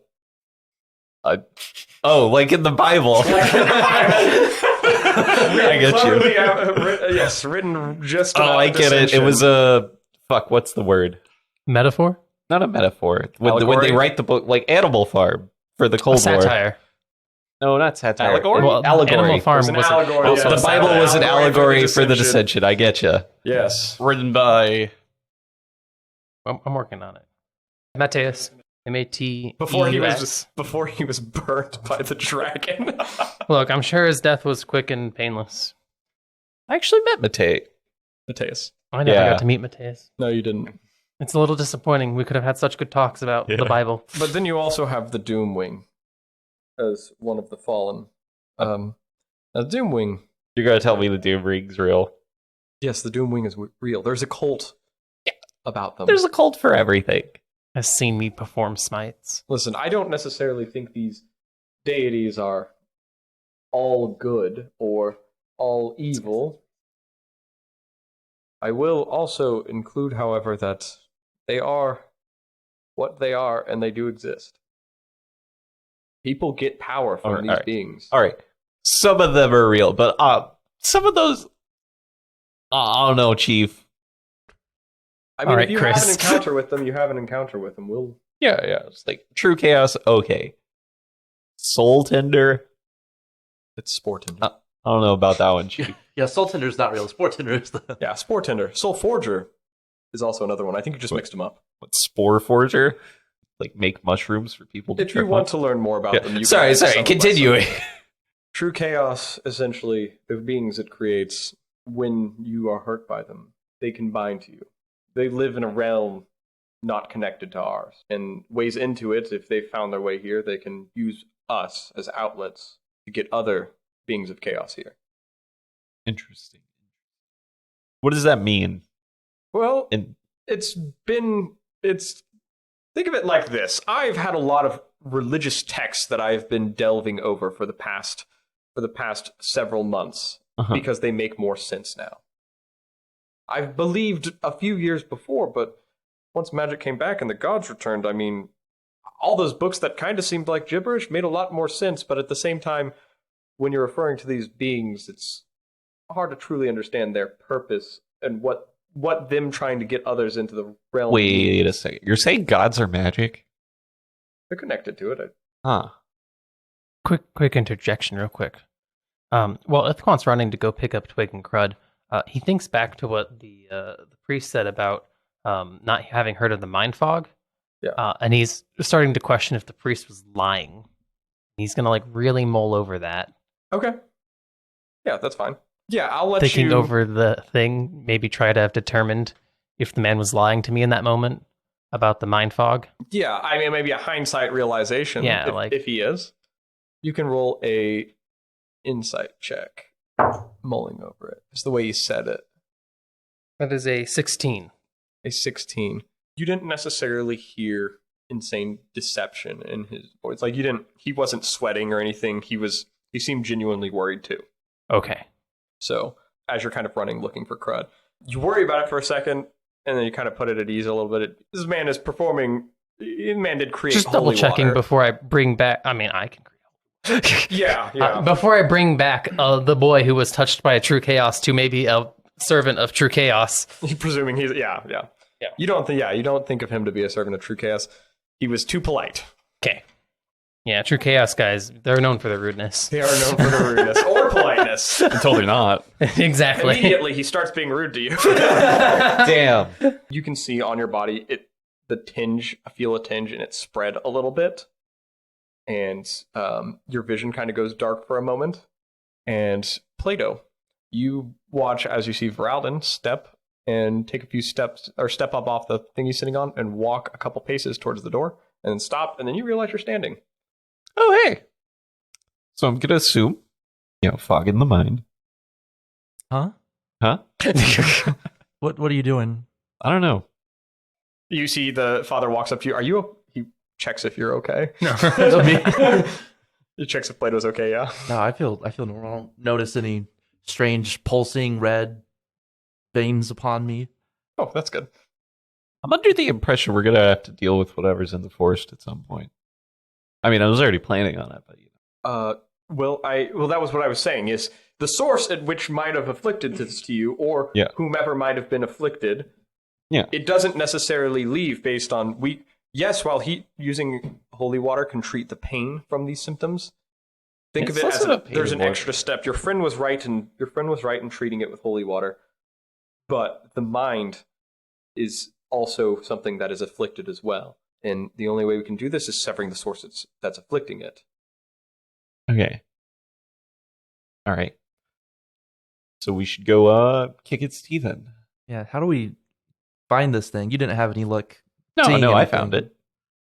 Did You found where it's at. Yeah, I found where it's at. You don't know where it's at. I found its nest, whatever. Yes. You know the about area of Yeah, it's like I could walk us there and we'd find it. Okay. Probably. Adras, Ithquant, the two of you heading across the town pretty quickly. You get onto the ferry, toss the ferryman a copper again. Mm-hmm. He's like, all right, see you over there, and send you on your way. I've never mentioned this guy's name's Guns Blazin'. And you guys head across to the other side. Good question. Mm-hmm. Where can I go and get copper? You could probably go to one of the merchants and just kind of exchange a gold piece for enough copper. As they empty their copper tills.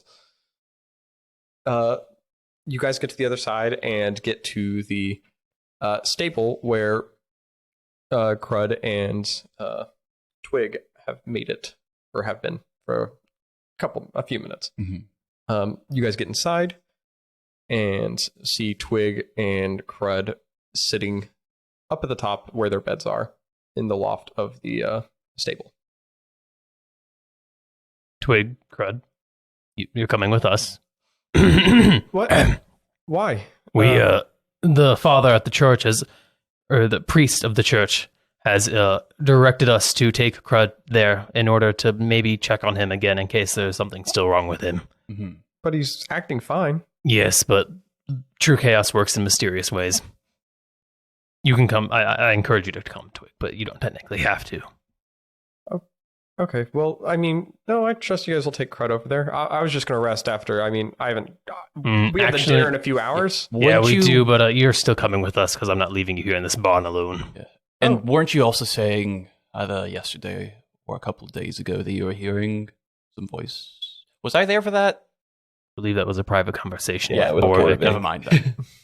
But regardless, I'm not leaving Twig here alone. That's because fair. we left Crud here alone, and that didn't work out well. Right. So, Oh, I see. Yeah. Well, Ipso facto. Yeah, you yeah, don't want me to. Yeah. All right. Okay. Just Let's go. being safe.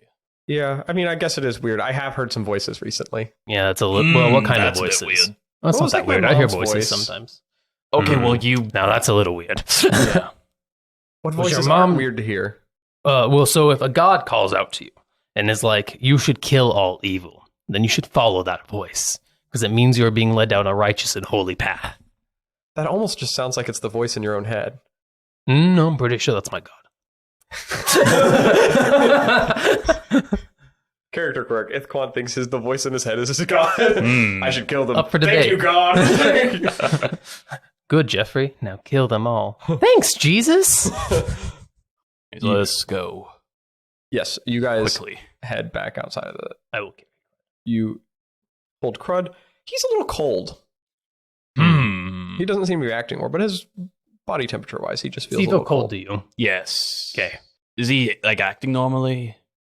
He looks like it. He's like, yeah, Yeah. yeah. How are his eyes looking? A little like a couple of the blood vessels have bursted in his eyes. Okay, that's a all right. little weird. Yeah, not good. Oh boy. Why are his eyes so red? He was really stressed about us winning the race, I imagine. I I don't. don't know, you've Is heard that him like talking about do it you all. guys have red eyes when you get stressed? Is that a thing humans There's do? a good chance that blood vessels pop when you get too stressed. I don't. You have. I don't understand. It's the little demons that live inside your eyes. Is that Wait, a you have thing? demons in your eyes? Well, everyone Can I? does. I need to. Everyone does. I don't. I don't think I That's do. what the witch doctor said. The little No. things in your eyes. I'm pretty confident I don't have things in my eyes. What? You don't have eye demons. Just like the little things that live on your eyebrows. What are eyebrows? The little monsters. These things, little things right here, Ah. as I point to my eyebrows. So those are demons as well. No, they're not. Okay. No, there's things that live on them that are demons. No, they're not. We're going to the church and We're we'll going talk to to the- the father about the demons. Just germs? What? There are actually little mites that live on your skin like that. You guys head back. And there's demons in your eyeballs, Jimmy. They're I like important for maintaining your microbiome. Everyone knows this. from inside, from just inside Plato, you essentially the father and his acolytes have gotten you kind of holding a little sponge, and you're basically scrubbing the area with holy water on Voralden. Okay, trying to. it. Like a sponge bath. Yeah, like a sponge bath. All right, we're gonna get this stuff off of you. Oh, thanks. You have a very tight. Oh, hey guys. Oh, hello. Twig, look away. Swords. Why does Twig have to look away? They're just washing each other. Get the fuck out of here! What the? Oh, hey guys. I don't know. They were making strange noises. Twig walks away for a second. It could be Are a you strenuous good? activity. Are you Because, good? like, Okay, is he like mostly like? Yeah, you Cleaned basically sponge the stuff off of him. Okay, dress yourself. I'd put my shirt back on. All right, Twig. The Twig heads back in. I put my cloak back it's on. the human body. There's nothing to be scared of. I don't know. You guys have demons in your eyes. I don't know. Speaking of which, what's the name of the priest? I actually only ever called him the father of the church. So Oh, his okay. name, So you have been calling him father. I'm not crazy. No, the father of the church is named. I will actually go with David. His name is David. All right, David. Of what church? Father David of the Winsel. Of the wacky solar. Father David. Do you have demons in your eyeballs? Is that a thing all humans do? It's one of our. There's a witch doctor in town. His name's Tolka. He thinks there's demons everywhere in people's eyes, and Okay, Under good, their because I was skin, in their worried I was blood. going to have to kill my friends to get rid of the demons. well, that's the problem. It'd be in everyone's, even yours. I don't have. Blood. Where? Wouldn't demons have only come Where? back like a couple months ago? Yes, it's a new theory. Oh, But where? in the eyes. In you, Where in my eyes? your blood, not just your eyes. I don't understand. The witch Well, doctor's crazy and doesn't know what he's talking that's about. what I'm is saying. I'm saying. Yes, it's just he tells the information to little kids, and little kids take it home. and Either pull way, it. here's crud. Cred points to the blood vessels in his eyes for the first. No, and he's like, I don't have those "Yeah." red lines. What is that? And Twig's like, I'm telling you, it's demons. You see, he picks up Crud, sits him next to Voralden. He looks at you, Oh, makes eye contact with you, and you see he's got a pop blood vessel in his eye. I go to touch Voralden. I like the silence that ensued after that. Is he cold? He's a little cold. You can't tell, Yeah, I can't. but he is a little cold. Mm. I think they have the same thing. You see the father David. As I told Voralden, you have essentially one major option. You find whatever it is and take care of it. That's fine with us Well, planning we're on already killing it halfway done. anyways. Also, you wouldn't happen to know... So I'm aware it's not a fiend, undead, or celestial. Is it any other type of creature? I think I've narrowed it down. If it's a being of true chaos, generally it is related to that of an aberrant being. Now, there are many types of beings that exist, just like us humanoids or humans, people, if you would. Like fiends. Yes. You see, there are several different categories of creatures that exist. As we've defined in archives. If you want to know really more about them, there's a large record area in the city of Orn that seems to be recovering a lot of this information, repurposing it to re-educate a lot of the system on, a lot of the realm on what some of this stuff is. You said it was an aberration? I believe it is an aberration. There's about 17 types of creatures that exist. Ooh. Humanoids being one of them, but like you have I only others know like, of 7. You can only think of 7? Yeah. Well, they have Including dragons. humanoids. Dragons are one of them. 8. It's honestly a little. I get them and humorous that you Celestials forget. mixed up sometimes. I guess Yes. but there are 17 of them. Is that supposed to trigger something in Play-Doh? Or? It just makes him happy. Number 17. Yeah. Nice. I did that specifically for that, and I was like, I wonder if he'll catch his own fun fact. I'm just curious if there's actually 17 now. I don't know. There canonically is now. I have to come up with some. Or maybe you have to get rid of some. Nope, 17. Well, Number So of I have to get rid of some Yeah. and put them together. 17 what? Creature types. Ah. I don't know the number, but including cringe, epic, and there's 14. You have to come up with 3. And I also know of 9. shit. I have to come up with 3 of them. Oh god. Okay, I'll do that at a later time. 3 new creature types, boys. Let's go. That'll Gibber? be. One day we'll have. Like, You have to let Chris know so he can change his favorite enemy if he wants to. Oh, that's true. I was already going to add Gibber Grabber as Gibber one. Grabbers are their own creature type. Okay. That's Plato's fair. like second fun fact was that he saw a UFO, so maybe there's aliens. Aliens are their own. That would be Yeah. Does, Extraterrestrial? Yeah. Do my extra- spells that provide protection from creatures of certain types potentially include any of those new 3? Oh, your protection spells? Mhm. Maybe. Okay. Yeah, you have protection from aliens. So can I include Gribbergabbers? You just put the little tinfoil hat on. Protection from extra. They shoot the laser and it's just like You got spirits, aliens, and goons. Spirits are undead. Oh yeah, Goons is the last creature Okay, type. so we got goons, aliens, and Gribbergabbers. Goon, Yes. you can never be born a goon. Yeah, you have to become a acquire goon. the like. Ideally, when we hit level 20, we all gain the creature type goon. yeah, it's like a caterpillar turning into a butterfly. I'll put Gribbergabbers under protection from evil and good. That's fine. Yeah, you don't want your gear stolen. Exactly. Yes, of the 17 types of creatures that exist out there, I can list all of them off another time. There are ones called aberrations, generally referred to as they're beings created of this chaos, and they're generally tied by some means to their plane of existence, and how they get here is through wild occurrences. Now, if one is here, it can manipulate others to bring more of it to the realm.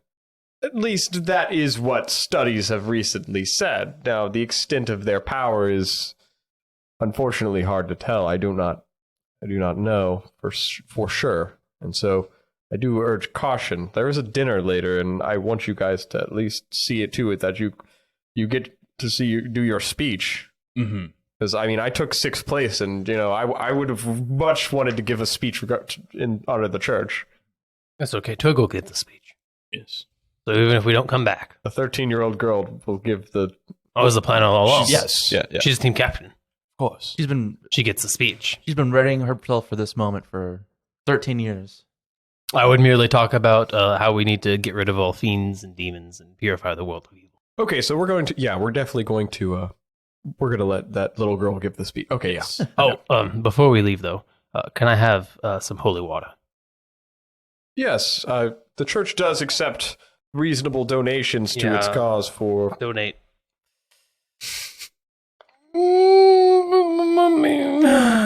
Address, you don't care about donating. I'll give You love 25 gold. Yes. Good sport. He's so greedy. I like how he's the polite. I'm the greedy, only though. one who uses equipment. Actually, all things considered, like I think expense-wise, Plato will be the most expensive at some point. Oh, really? Out of necessity or choice? Spells. Adding spells to his spell book. Yeah. Oh, that implies that he finds spells. That's true too. He has already found some. I still gotta get that orb, right? The orb? Weren't you looking for an orb that's like 100 gold pieces or something? Like a Oh. diamond? For what? True, that's also Spell. only a one-time expense. What Oh, spell that do I fair. need that for? Agnazar. Like some form of like Oh, we're Colorful. doing that. Oh, like an orb of color. I gotta get that to cast a spell. Oh, you literally just got 100. Well, what am I gonna find an orb from? The orb Tennis. store. There's a man who has things. Yes! There's a man with And guess what? things. We have a discount on know his... what? Speaking of which, Oh yeah. 94 gold, 93 gold. Why? Splitting the stuff up that was I was left over. giving my. Well, yeah, but then you get minus whatever off of it.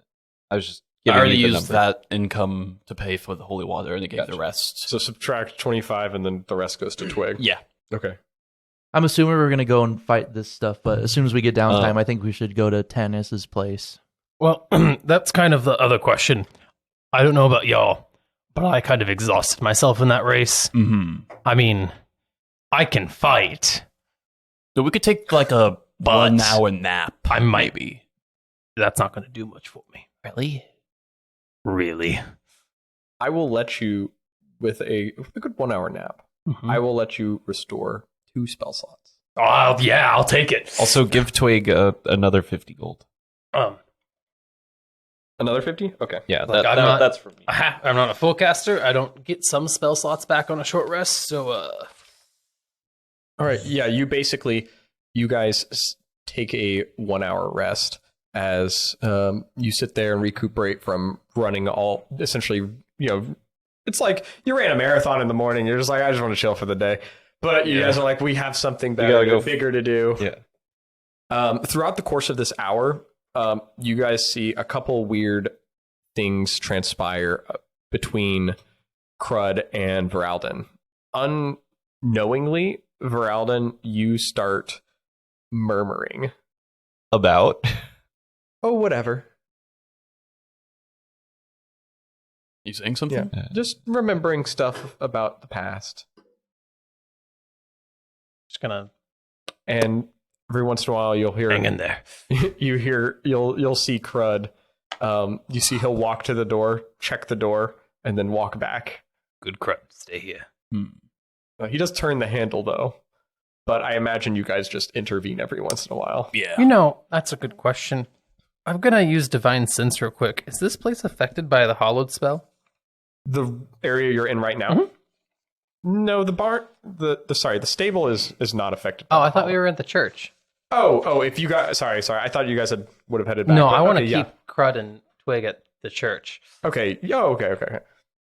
Yeah, if you guys are at the church, no, the church is not affected from the hollow spell. The hollow Okay. spell requires really potent magic to create, and Additionally, not people. are there any celestial fiends or undead within 60 feet? While we're at it, Yeah, We're very consistent with that one. I mean, we'll know when it happens. There Yeah. does not appear to be any celestial fiends or undead at All the right. current moment. This Of the place 3 is of pretty 17 mundane. creature types. That is a kicker, though. You have noticed that this place is pretty mundane. You've noticed that, yes, while the father of the church did not know a whole lot about what was going on with Mind Fog, he didn't seem to have a great understanding about the people afflicted of it all. But as you guys have finished the event and stuff, there hasn't been a large production of people doing magic either, other than your very short stint experience. Now, people don't seem to be all that unwelcoming of it, but it doesn't seem like it's widely used by people and doesn't seem to be widely talked about either. Speaking of short extent, Joey, did you ever tell, or did Plato ever tell everyone or anyone about Tannis? Because I only know him as a store owner. I guess he'd probably just keep it to himself. I'm just Yeah. curious. Which is That fine. said, short rested. Okay, yeah, you guys finish up taking your short rest. When you guys finish, Voralden, you notice your hand. Yeah. is shaking by the end of it. And it like your fingers move a little bit when you don't expect them to. Yeah, I think we should go deal with this thing. Yep. All right, let's go. Let's Voralden, let me know when we get about, I don't know, a minute or so away from the location. Okay. Ithquant, Yeah. are you capable of getting a rash? Is that a thing that can What's a happen to rash? you? Points to Voralden. Cursed? You know, I might be, but I think my like holy energies ward that kind of stuff off. I think it's mainly because scales. Hey, Adras. Yes, What if I just get some poison Well, he's ivy just- and we test it? we could.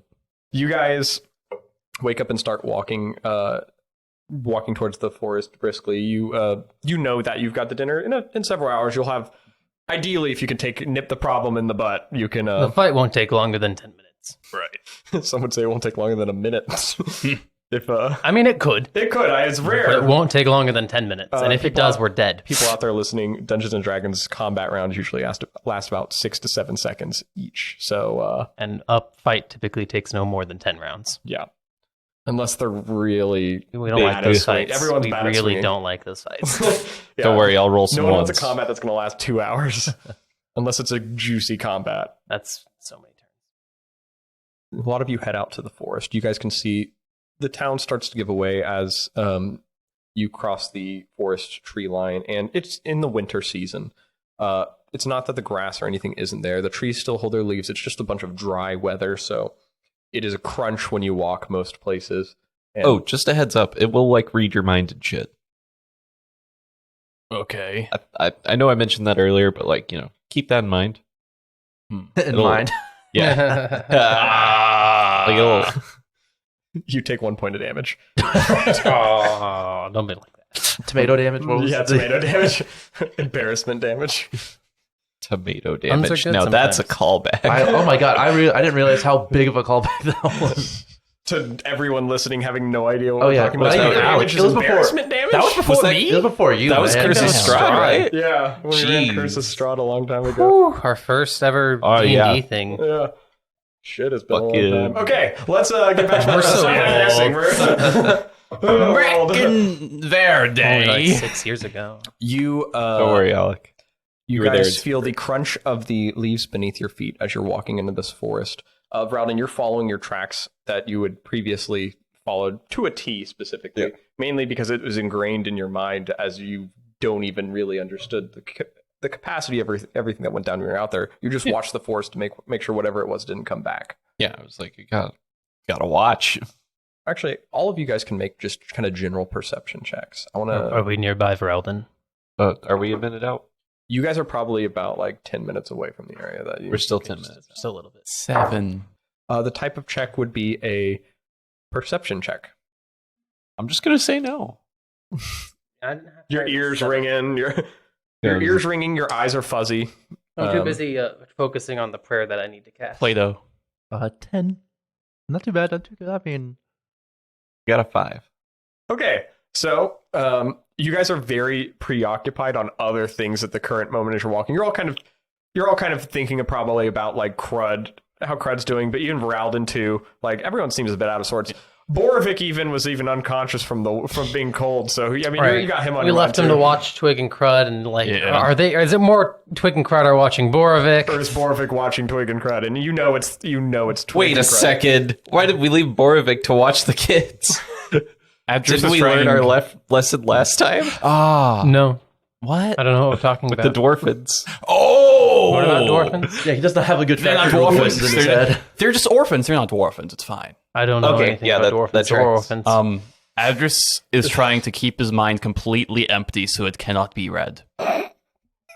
He's focusing really hard on this, right? He's like, Empty. My mind is empty. Yeah, I know that's what you're But if focusing your on. mind's I don't empty, expect it to have any actual impact. It's just an explanation for why he has such a shit perception. if your mind's empty, doesn't that leave room for the monster to fill it? So honestly, meditation is actually the idea of freeing your mind of thoughts. So I think it's really appropriate Yeah, here. So I would absolutely. actually like you to roll for that. Oh, But, shit. It's not an easy thing to do. So I'll have you roll a. You have advantage because he's a monk. He's going to have advantage because he's done it his whole life. He's going to Yeah, roll a 'cause he's a wisdom monk. check. 18? Oh yeah. Oh, so you've stilled your mind. You're in this moment of just feeling the senses around you as you walk. You're completely unperceptive at all, unfortunately, though. Don't need to be. You're just taking in the moment of just walking and just experiencing the things in front of you. Besides, they're gonna spot anything anyways, right? You let that doubt into your mind. Mm-hmm. You break your and then you have to reset yourself as you break your meditation to having doubt. Basically meditate on your way out there. And the remainder of the group is all caught up in their own heads too, or thinking of other things, and no one actually is keeping an eye on the road. Or enough on the road to get there, but not enough on the way to keep an eye out, if you would. And with that in mind, you guys begin to close in on about a minute away from the area. Cool. I stop and I make a prayer. I bless Voralden. I'm going to cast Protection from Evil and Good on him. Ooh. Nice. To dissuade whatever currently afflicts him and prevent any future afflictions. Yeah, what does that spell do? Until the spell ends, one willing creature you touch is protected against certain What if types I'm of... unwilling? Are you unwilling? Certain types of creatures, aberrations, celestials, elementals, fae, fiends, undead. Only 6 of the 17. The protection grants several benefits. Creatures of those types have disadvantage on attack rolls against the target. The target also can't be charmed, frightened, or possessed by them. If the target is already charmed, frightened, or possessed by such a creature, the target has advantage on any new saving throws against the relevant effect. Okay. Okay. That's really good, actually. Very rare that spell get cast anymore, but it's very helpful here. Yes, I was All like, mage armor up too. Okay, oh, yeah. yeah, you would have. You put on your mage armor. You pull it out of your backpack. Put and it on my mage armor. It's light armor, so it takes about 5 minutes to put on. We've said it probably a few times before. Actually, we might not have yet. I don't think we've gone into a situation with combat before on here yet, other than just like a small wrestle match. But what is mage armor, so people know? Mage armor. Oh yeah, it's a spell of first level.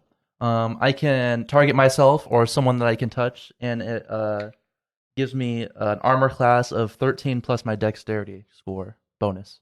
So it gives you a good bump of protection. Just makes it harder to hit you as you've got this magical ward around you. Yes. Voralden, you feel radiant warmth engulf you as I cast my spell upon you. You're starting to glow a little bit, and any of the aches and sores that might be coming from your affliction start to like slowly meander off. As a matter of fact, it's just numb. Well, then you maybe start feeling things. Yeah, you start feeling again. You have to confront your feeling. God damn it. You have emotions now. Sorry. He punches a hole through your mental wall. Walls up, rock down, let's go. You guys have taken this moment to prepare. And as you are unprivy to the knowledge around you of the current environment, whatever was here or is here seems to have found you guys. As you guys all begin to hear this weird whisper in your heads. We're walking. I'm casting armor of Agathis as well. Okay. You reach to the ground, pull out this energy from it, and this glisten of a red aura just shrouds your body. This golden aura showers your body. You get a golden shower. Nice. Anyways, just the cold air, like, because it's winter, right? Mm-hmm. Yeah, the cold air just kind of starts swirling around me. Okay. And as you realize whatever this entity has gotten the drop on you guys. When it is too late in this moment, you guys see just around you, there are these strands above you in the treetops that at first glance look like branches, but they actually appear to be these long strands of that red goo that you guys had saw, or that bile-looking stuff, and it is hanging up above you guys. And you could kind of see, as you guys have gotten to the entrance of where this is, it's like this gigantic bile net. You see it releases, it's like burning the branches of the tree, and they release down from above you. Basically, this bile net is falling from above you guys towards the lot of you as this thing is prepared, but you guys hear this whispering in your ears as you have approached. And it starts talking about a lot of your guys' insecurities right off the bat. But It seems to be very general statements, and specifically you, Adras, it seems to be more just like ensuing doubt in your mind. By that, you just like hear these whispers being like, "You skipped leg day again, gaining weight. I'm getting muscle. Bad muscle. You know anything about muscles? Have too much fat in your legs." Or I don't have any muscles, you weird creature. You see Adras is just whispering back now. Just, are you okay? And then, yeah, you keep hearing these like constant negative assurances to you that just kind of overshadow depression. you. Yeah, huh? I said we're fighting depression. Ithquant, you can feel like you're gonna fail. Oh, yeah, you're going to fail your quest. You're gonna let your father, just got my your clan, dad there. everyone down. But you hear your dad's voice as this goes through. It's just like, "You'll never be better at this, son. You're a failure." Classic dad. And you're like, "Oh, he's saying good things." And he's like, and then he says the real kicker, "I'm proud of you." No! You've achieved all you can. Now you can come lead the clan. I've plateaued. There's no more going higher for you. You've reached your peak. Oh, look, we have a little brother for you now. How is that even possible? As then, like, the whole things that hit you are, you hear him start saying things about, like, time for you to settle down. I don't want to. And, yeah, Plato. Oh, we don't need to play that. No, we don't need to. Well, we don't need to hit everyone? No, why would we everyone? Your Plato, favorite number isn't 17. You hear Bucky in your head, but you think he might be just in your backpack talking to you, too. And you just hear him go, like, actually, I don't know if you were supposed to be the chosen one. I think it's actually, I think they got your name wrong. It's you, and he references back to one of the other kids in your village that bullied you. His name was Derrick. It's like, I think it was Derrick. Derrick was the guy that was supposed to be the one that's supposed to be the apprentice to great apprentice, if you would. Oh, what? I like rip my bag on the ground and I'm like, Bookie flies. I'm just like, what is it? As you don't, like, Bookie seems very confused. And you guys all kind of look from above you as this big net is falling on you guys. Everyone make dexterity saving throws.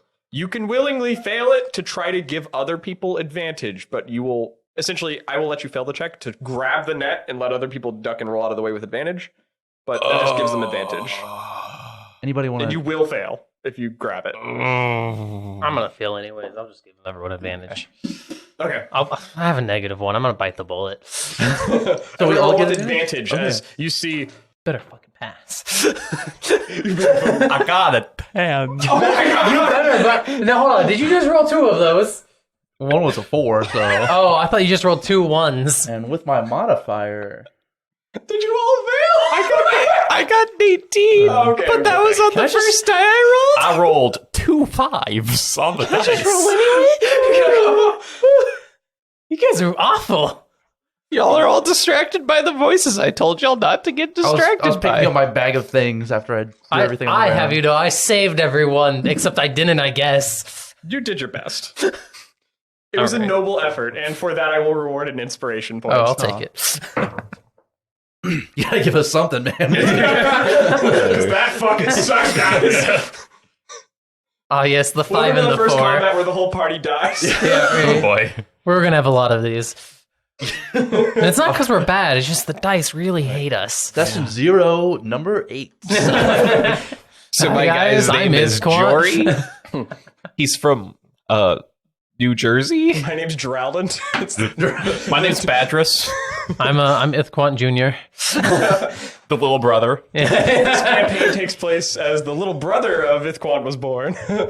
Okay, so as you guys see this bile net fall from above, Ithquant, in that moment you make a very quick decision. You're like, I'm not rolling out of the way of this, especially when my father's telling me I plateaued. I have to show him I'm better than that. And you I can take any damage. You reach up and grab the net that's falling towards you. Immediately, if you've fallen under this net, you will get the restrained condition. Fun. Which the restrained condition, so you all know, your speed becomes 0, and it can't benefit from any bonus to speeds, and your attack rolls against creatures against you have advantage, and your attack rolls have disadvantage, and then the creature has, or you also have disadvantage on dexterity saving throws. Yep. Which is just a bunch of checks that we all know what they mean, and people will learn if they don't know. Okay. So as you guys hear those voices in your head, and you see this big this acidic net falls on you. Who all failed the check? Which I didn't tell you the DC, which was a modest 13. I failed. Everyone but I did. Voralden. Voralden killed it. Yeah, I rolled. Voralden, you, after warning the group to dodge out of the way and roll away, you see this large net come down, and you move out of the way, and you see everyone seems to be caught up in their own heads for a second as it falls down and hits on all of them. You all take 8 points of acid damage. The net will be taking 5 points of cold damage. The net takes 5 points of cold damage, which is actually enough to sever the location that you were at. Awesome. Does that two mean of you I'm are no longer restrained? restrained? You're not restrained. I'll take it. Your armor protects you from it. The cold mist disappears as it lashes out at the net. Essentially, it freezes the net as it comes out. It burns you and then freezes, and then you just crunch through it. Did I take any damage from that? Actually, rolling out of the way, you take no damage from this effect. Hype. As you guys kind of see, whatever it was that had prepared this trap for you begins to lurch out of it. And now we will roll that was a surprise round. And so we will go into the actual combat round. Here we and go. So we will roll an initiative. Roll the first initiative of the session. Unfortunately, Boom. we cannot be here. All right. Plato has an initiative Go of back to those cards. 22. 22. Yes. 5. I got 6, but also because of my subclass, it can't be surprised. I don't know if that gives me any bonus or not. At any case, you would have. Sorry, that's my bad. No, that's fine. Yeah, I guess I would have been. I should have said it was a surprise. Triple advantage. He already had advantage. We'll say in this one case. That's because I gave it to him. Yeah, we'll say in this one case you couldn't have been surprised, but Yeah. since you were meditating, you forego that. No, that's Triple fair. advantage. It's a We'll thing. remember it No, for yeah, next I'll time. yeah, it's not It's big. not a thing. It is a thing. You can take a feat. What feat? Elven accuracy. We talk about feet? Whoa. Guys, we got to Triple advantage. Okay, What? I love champion fighters getting extra feats. you love feats, you love Yeah. avatar hair and Piggly Wigglies. Piggly Wigglies. Anyways, I got a 6. Okay, a 6. I got a 16. Roll. Okay. 3. So as the order will go, it'll go from Plato to Voralden, then to the creature, and then to Adras, and then to Ithquant. On it. Ichabod. And we'll just remember that order going forward. I got you. Yeah. Okay. So, Plato, you were up first. As you see the creature that kind of it slathers out, you see a rolling ball of like amalgamation. It looks like this bile, this red, gooey, disgusting creature. You see mouths all over it. You see these little tendrils with eyes looking in multiple different directions. And they just kind of slurk, grab the ground, pull themselves forward, and it keeps sliding out, rolling its body all over the place out into the open. You see this creature as it comes out. You see one of the mouths on the side kind of opens, and you hear Bookie's voice as he's like, "You're a failure, and you're not going to be the next grand wizard." All right. This thing's a nightmare in every sense of the word. The creature you guys are looking at, uncanonically to what you guys would know, is a gibbering mouther. Oh. It's a classic Dungeons & Dragons creature. It looks like an amalgamation of this gross red flesh stuff, and it is a vile, bile-ridden creature, as it is this entity created by chaos, and it is here to fuck your shit up. It's so far doing a good job. All right, it's kind of slinking towards us, kind of crawling at us. And you are restrained under this net. All right. I'm gonna cast a flaming sphere, just kind of in front of its path. Oh, okay. Kind of slow it down from getting to us a little bit. From underneath the net, basically pull out Bookie and start looking through the pages, and you start moving them around, and then you find the page for the flaming sphere. Reach, touch the page, touch the ground, and then pull a ball of flame out and whisk it, and it just shoots. It shoots basically through, like as a small bead in the air, and then it erupts into a big flame. A little ball of fire, and then it expands into a huge ball of fire and just sits there in the air right in front of it, blocking its path, so it'll have to go around it. All right. Blast ball! As What does it do? So I know. Oh yeah, so it's I pick a point within I think 30 feet or Mhm. something like that. I'll put it just kind of between the net and this creature coming at us. Yeah. And if it begins its turn in it, I believe. Yeah, if it ends its turn within 5 feet of the sphere, it makes a dexterity save and takes 2d6 on a failed save, and then half as much on a success. And on my bonus action, I can move the sphere up to 30 feet and ram it into the creature. Okay, so you can use your bonus action this turn to do that. Oh, I can I? Mm-hmm. Okay, yeah. And whenever I ram it in, it makes the dex save as well. All right. I'll go ahead and I'll ram him. It got a 9. A 9. That is not enough. Time to do some fire ball blaster damage. That's the name of the spell for sure. Yes. Hiya. We got 4 plus 5 is 9. 9 damage. This was counting with Plato. As you hit into this creature with the fires, you see it. Boom, it erupts onto it, and you see it. Some parts kind of like look like they're charred a little bit, but then they like mesh around and go back into the flesh of this creature and just kind of dissipate away. And roll an Arcana check. Okay. It's winter, right? Mhm. So the forest isn't very flammable. No, there's enough ice good, on the ground good, and stuff because like that. the sphere would light thing on fire. Oh yeah. We got a 19. It wasn't as effective as you thought it would be. The fires of this. It looks like the creature seems to be dealing with it much easier than you'd expect. Maybe I needed some kind of other blast than a fire blast. All right. Oh, I'm sorry. I took damage. Oh yeah. Okay, I pass.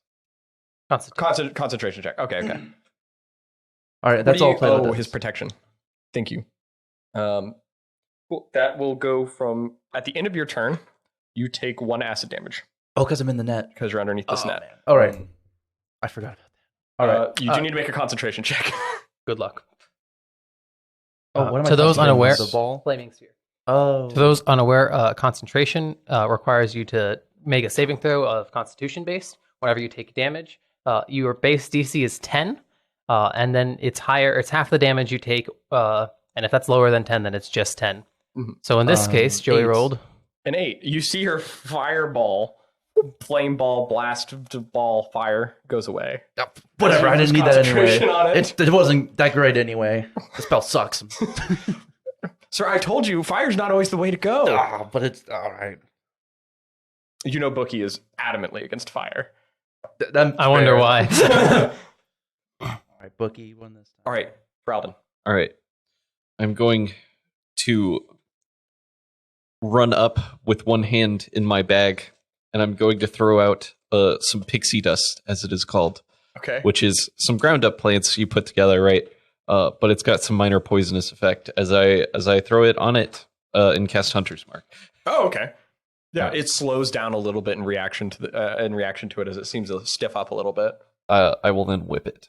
Okay, so you've run up to it. One other thing before you whip it. Oh. You hear these whispers kind of reach out in your head a little bit.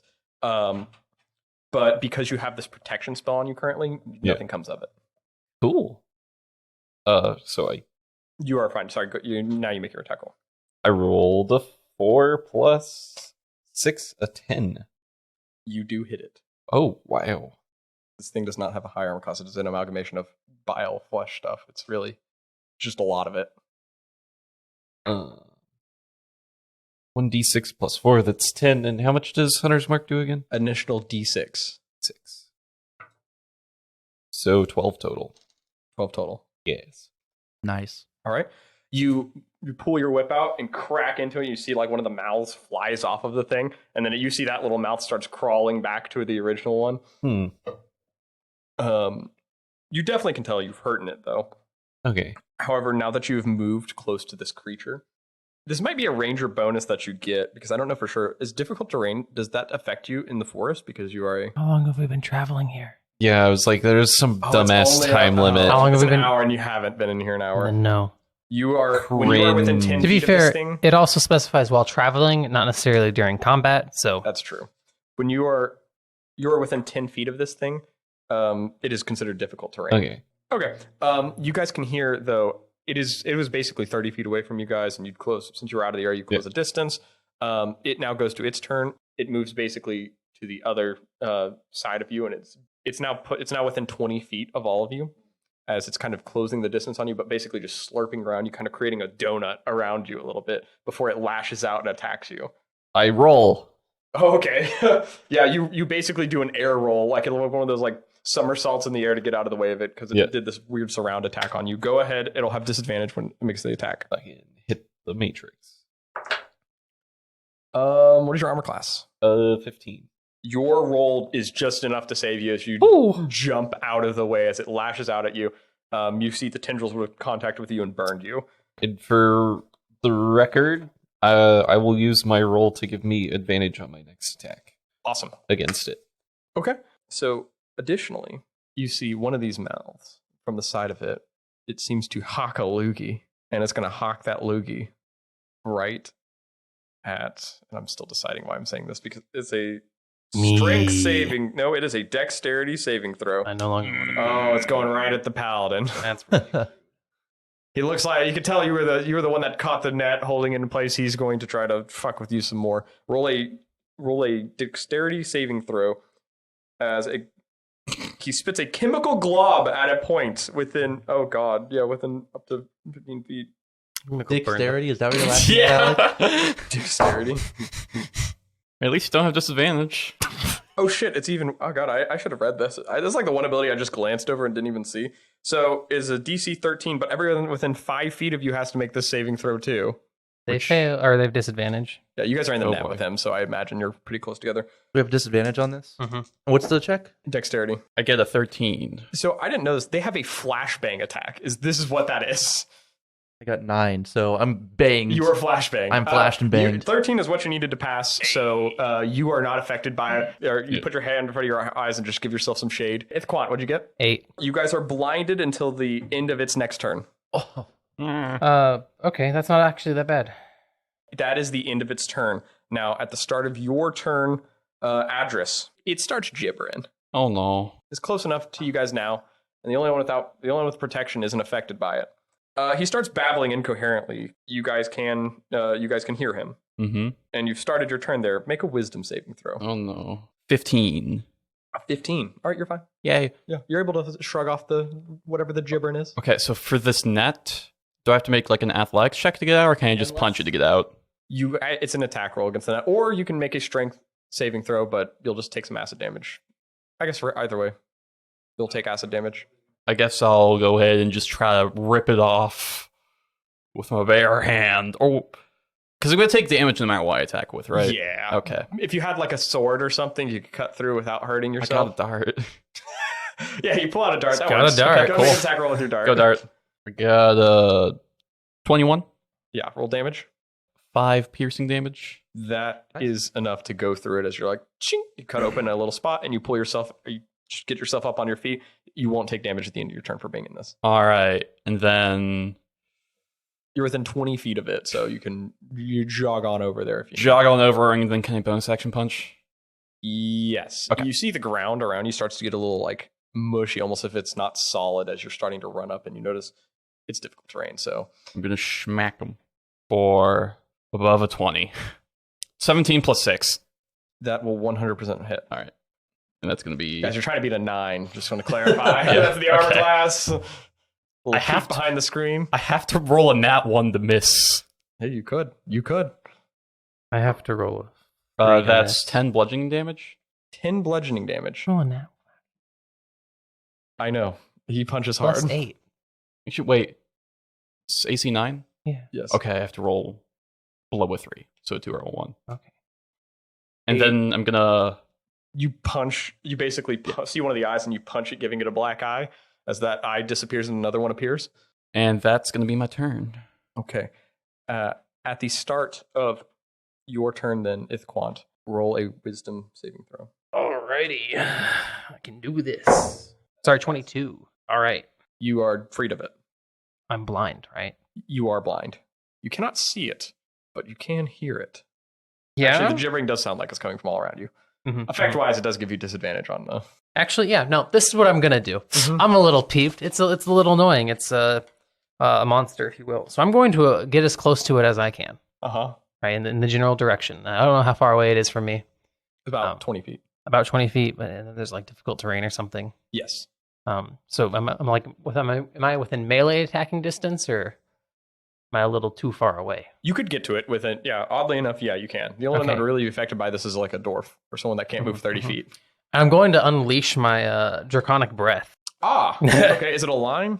It is a cone. Okay, yeah. I want to angle it down a little bit to like to scorch part of the ground as well, where it's being all funky. Okay, of course, yeah.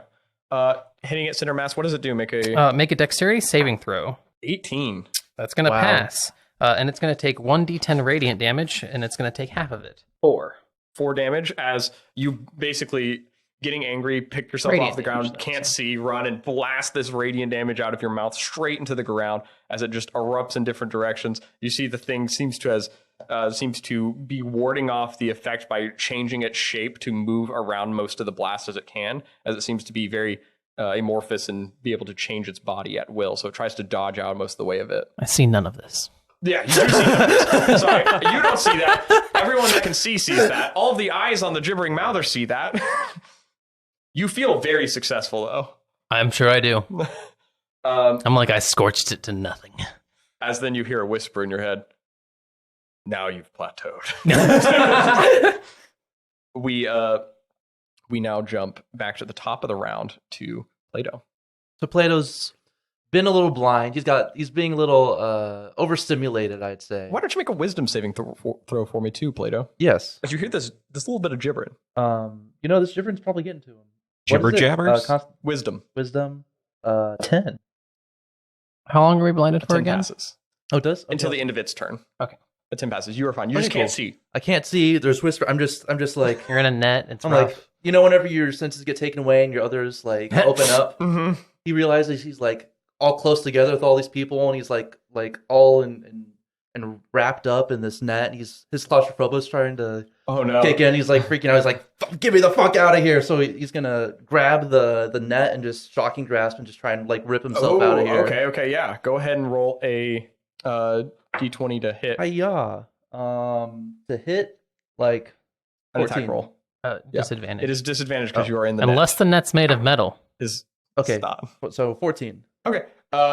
You take 2 damage from the net when you grab it before you shock it. Fair. He's being a little reckless. Go ahead and roll damage. 7 damage. Oh yeah, it like lights up and shocks all around it Okay, as it frees you. and then that's what I've got right now. All right, yeah. You take care of the net. You're free He's just of it like now. rubbing his eyes and stuff, not with electric hands, but he's rubbing his eyes. That now goes to Voralden. As the thing is whipping around trying to like avoid the fire breath, I think. Roll a wisdom saving throw with advantage. With advantage. Oh yeah. Because you have the protection, I just missed the roll the first time. Yes. I wasn't sure if it was a charmed or whatever. Yeah, I think it doesn't say. I don't think it matters. I should. 4, 5, 6, 7. Oh. Okay. Wow. Okay. This is. Yeah, I mean, I it literal. makes actually, if anything, sense. Despite the amount of protection you are providing at the current moment, I he has rolled already a been 4 and a grasped. 3. He has been grasped by this thing before, so it already had an in. So basically, it's already in his head. So it starts to get into your head a little bit worse. Roll a d8. Oh. 8. The 7 or 8. The creature makes a melee attack against a randomly determined creature within its reach, or does nothing if it can't make such an attack. Damn. There are 2 creatures within range right now: the Gibbering Mouther, and of course you, Letni. I have a D4. I will be odds. Okay, it'll be evens. And go ahead and roll. Just drop So on the good. floor. All right. Straight up. While we're rolling. It got on the floor. I don't know how you did that. Somehow. What? Damn. You? Yep. Okay, so it rolled 1, which means it's going to attack Letni. It's basically, you feel yourself pull your whip out to attack. You see for a moment, right before you swing, you see Letni right in front of you saying something along the lines of, "Don't hit You have me." advantage. I'm blind. Yeah, I'm blind. Yeah, you see him in front of you, he's like, "I'm blind." Well, I don't know he's attacking me. I'm blind. That's true. Also, you have advantage. I have advantage for my ability either. Oh, no, that's only against the thing. Yeah. Unfortunately, that is forfeit now. But Damn. it's designed for the next round. But Roll an attack with advantage against him. He's not Hunter's Mark, so that's nice. Yeah. This is true. 8 plus 6. No, that's a 14. You hear the Just thunk. There's a large thunk into your armor as you feel like you're gonna get. It's attacking me from behind. So I'm just imagining just a bunch of cracking back and forth as you're swinging at it. But it's just you. This thing's clearly got the ability to like use its appendages and hit really hard. Yeah, it seems to be all around me. You then regain consciousness of what you just did. As you notice, like you look at your arm, and as you look at it, you see this. Where your hands are, you see this like appendage of like this bile, and then you look back at it again and it's your hand again. I'm gonna go ahead and drop my whip. You drop it to the ground. With the other hand, I'm gonna use the short sword and bonus action attack it. If I can. I don't know exactly how your thing. You can only make one attack. Unfortunately, Okay, it kind of fucks with your turn. It gets in your head, basically. Damn. Fair enough. Which is why there's a big scary thing about this thing. That is your turn. Now it goes to its turn. It is going to try to blind the two people in the back once again. I'm like right next to it. Oh, shit. You were right next to it, too. We should have added him to the roll. It's okay. We messed up. It will go ahead and make an attack roll against... Oh, it has a bigger grasp on Voralden at the moment, so it's going to try to influence that more by trying to bite you. Nom. With a 21 to hit. Disadvantage. Yeah. Well, hold on. With a 16 to hit. I roll. Yeah, that'll hit. You take 19 points of damage God. as it rips a chunk out of your leg. Oh my god, that is a ridiculous And amount this of thing damage. has multi-attack? 19. 19. It can't actually Interesting. do both. It can only do one bite. So then it flashbangs right by you guys. Oh boy. So I need the three of you to make dexterity saving throws. As it just pulls the pin of a flashbang and throws it right at you guys. Nice. Oh, I'm already blinded. Does that... You have to do it. No, He's you're not. not- It's he's not in this. Rowland's the other one. those two. I got a 7. What do I need to pass? You need to pass that. It's a DC 13 dexterity saving Score, throw. I got a 15. 15? Yeah. Dang, nice. Okay, Rowland. I can't spend this entire fight blinded. It won't, won't be good. No. 6, 7, 8.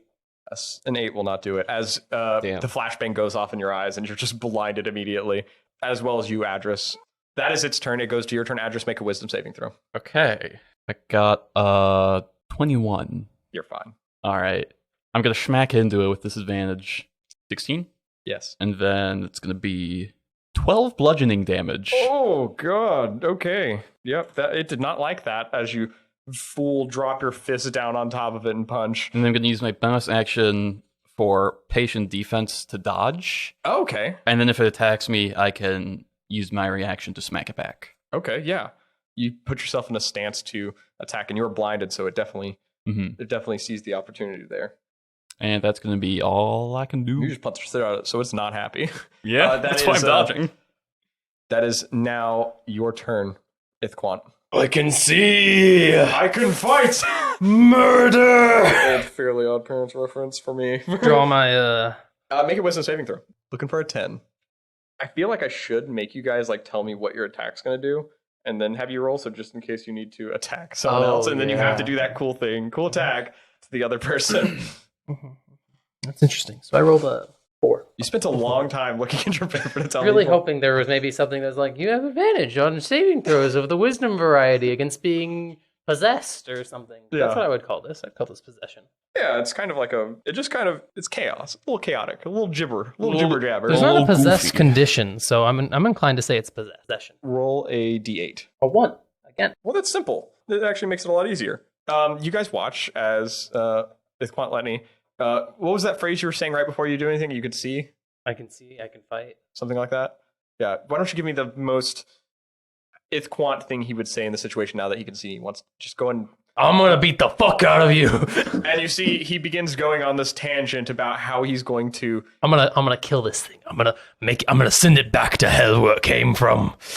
It won't know what it's like to live. And so he continues to do this for 7 straight seconds as it says you do nothing on your turn. Nice. As you are very rearing yourself up, though. Mm-hmm. You're your own hangman. You're gonna get destroyed. You're gonna go to Pound Town. Everyone else here is watching. He could be fighting this thing. Location my blade in your The other thing. joke line, it's just you, Plato. You're watching him just talk this thing. That is now to the top. I like to round. believe that they're thinking I'm doing something really cool right now. He's like he's gonna cast a spell or something. He's magic. Yeah, roll a. You guys roll an insight check, and you just roll a general performance check of. Oh yeah, 20. That's what I get my 24. That's what I use my crit on. Okay, well he knows, but Yeah, he knows. We'll see. Maybe Ralden doesn't. I got a 20. all right, this is bullshit. You were very convinced yourself that you were like they're just like, oh, he's just hyping himself up. You're not unaware he hasn't. It's not like he hasn't done this before. You're just surprised he spent so much time doing it. Plato. Hear me out. Plato's very good. All right. Roll a wisdom saving throw real quick. Do I need to do a? Oh yeah. Yeah, tell me what you're doing first. Oh, you're good. I'm good. Okay. I got like 12. Okay, so Plato has an idea. All right, so my Order of Scribes wizard subclass allows me to change the damage type. Wait, you're using your subclass feature? Let him do Okay, it. sorry. I'm gonna be honest. If I would have no idea what I could do if Jayden didn't show me a picture of like, hey, this is a fucking ability you have. Hold on. Maybe you should consider, What type of wizard did you think you were? I just thought I got the book and that was it. Look, what's important is he knows now. I didn't think it was gonna be like, something I could Useful. use or like. Okay, You but also can summon a pin at will. I can. I think we talked about that one. Yeah, It can write in any color. I was more aware, And of you can that. make it I was magically like, oh, so erase. it's silly. I don't get that. This is silly. No, you also can change the damage type. So I'm gonna prepare a burning hands in my hands, and then I'm looking around and I see, just looking for inspiration. I'm like, okay, fire blast, like that works every single time. It's so good. And I'm looking around and I'm like, okay, what else is good? And I remember Adras doing the Adras elbow with thunder, like a lightning striking down. And so I start changing it into a thunder damage or electric damage, whatever. You see lightning damage. as you start imagining like that moment from Adras giving the people's elbow Yeah. with lightning crackling from him. You see it begins to manifest in your hands, that same lightning. Yeah. And so I'm gonna run up like the back of Ithquant while he is just doing his spiel and like jump off of his shoulders so that I'm like above the thing and then shoot it like straight down. Oh, so hell yeah. It all just hits him. Hell yeah. Similar to how he was like fucking like, I'm not Like 40 from feet above. high, but Yeah, Same it's all spirit. perfect. Yeah, it's 7 feet tall. Ithquant 7 feet tall. Yeah. You run up and you see as he's like really getting down, bending himself. You see the moment you jump up onto his back and jump from above, and from you put your hands into the motion of the lightning above, and then just fire, lightning, lightning blast. And then you also hear Bookie from the inside being like, "We got to bring him in into the square. We got to bring Voralden in and workshop these names." As you drop down with your lightning hands from above and crackle into this creature. It makes a dexterity saving throw, correct? It does. You got a 17. What the fuck, man? Can I at least hit somebody? No, you still hit it. It hits. takes damage. It It takes just, half the damage. Oh, just takes a little bit less than you'd like.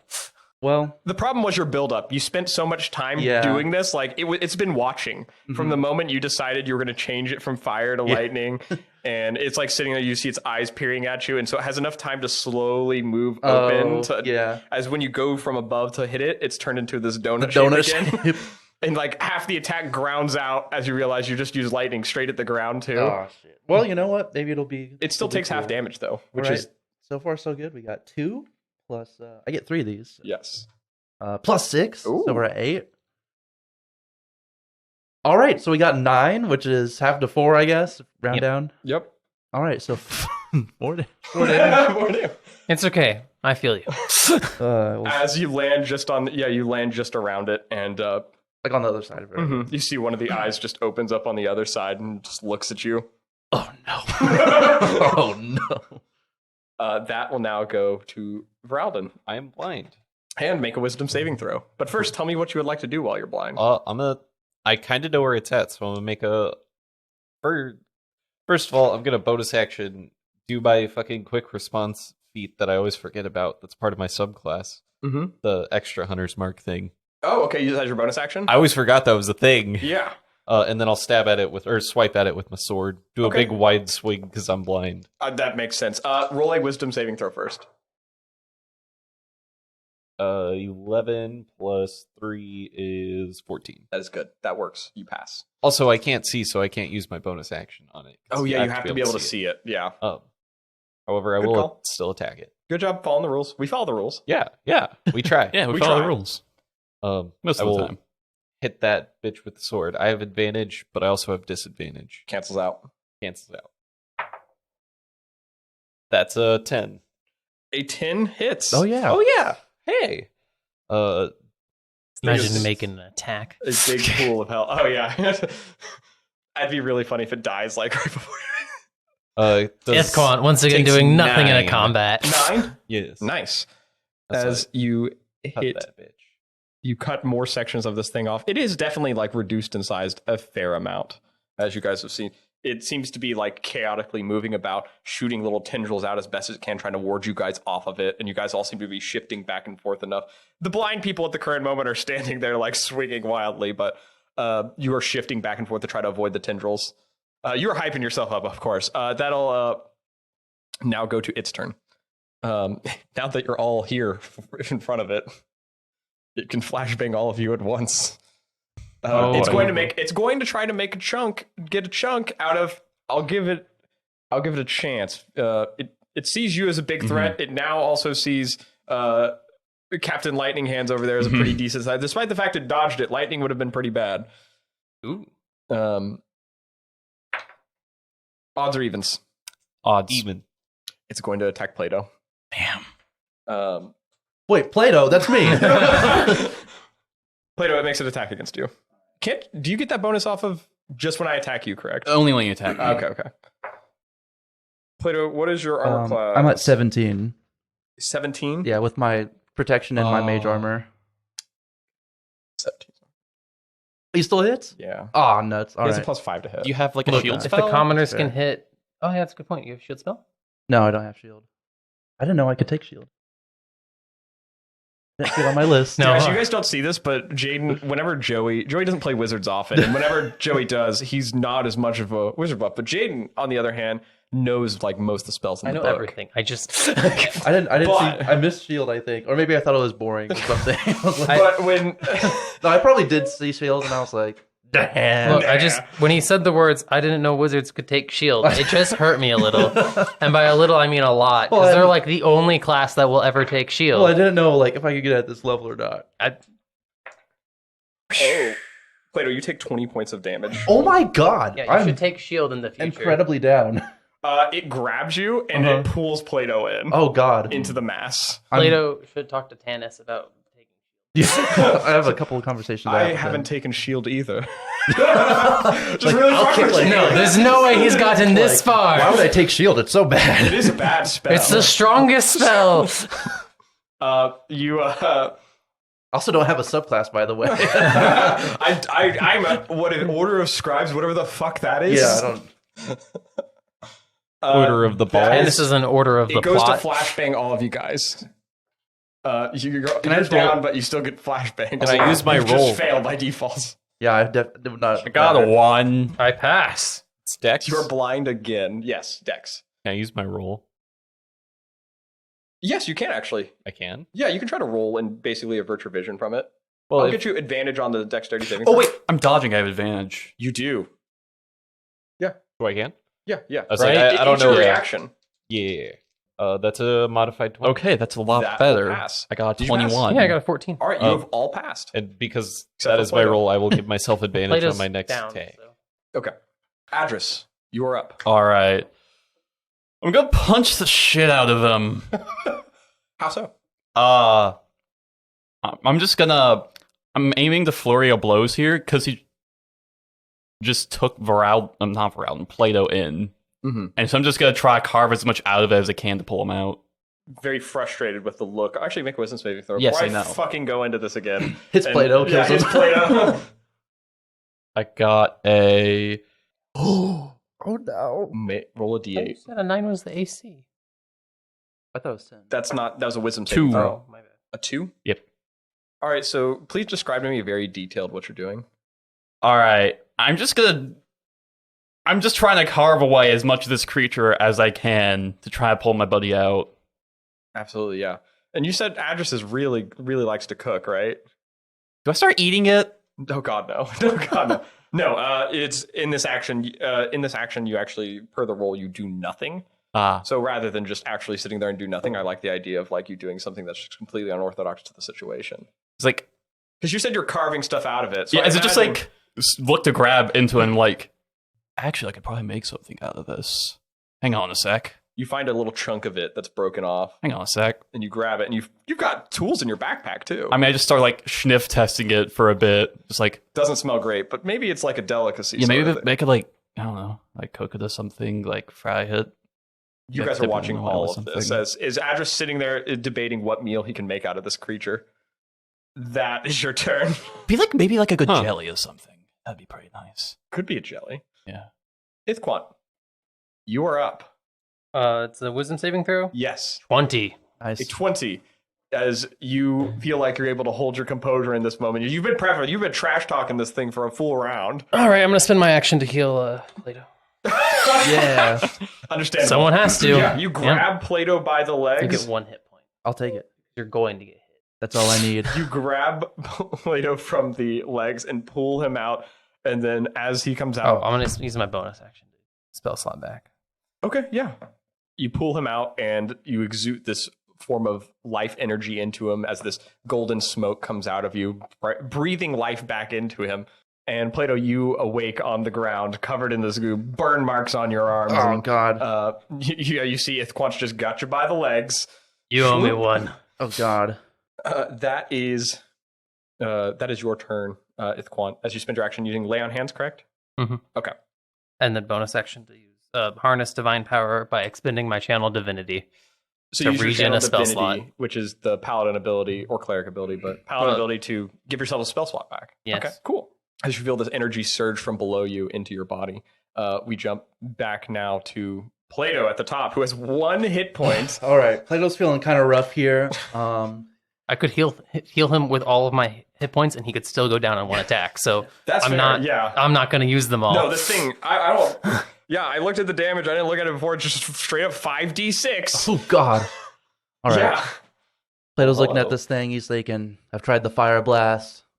I've tried the lightning blast. It's time to get a little creative here. So he reaches into his bag and pulls out some ball bearings and grabs a handful of them. Okay.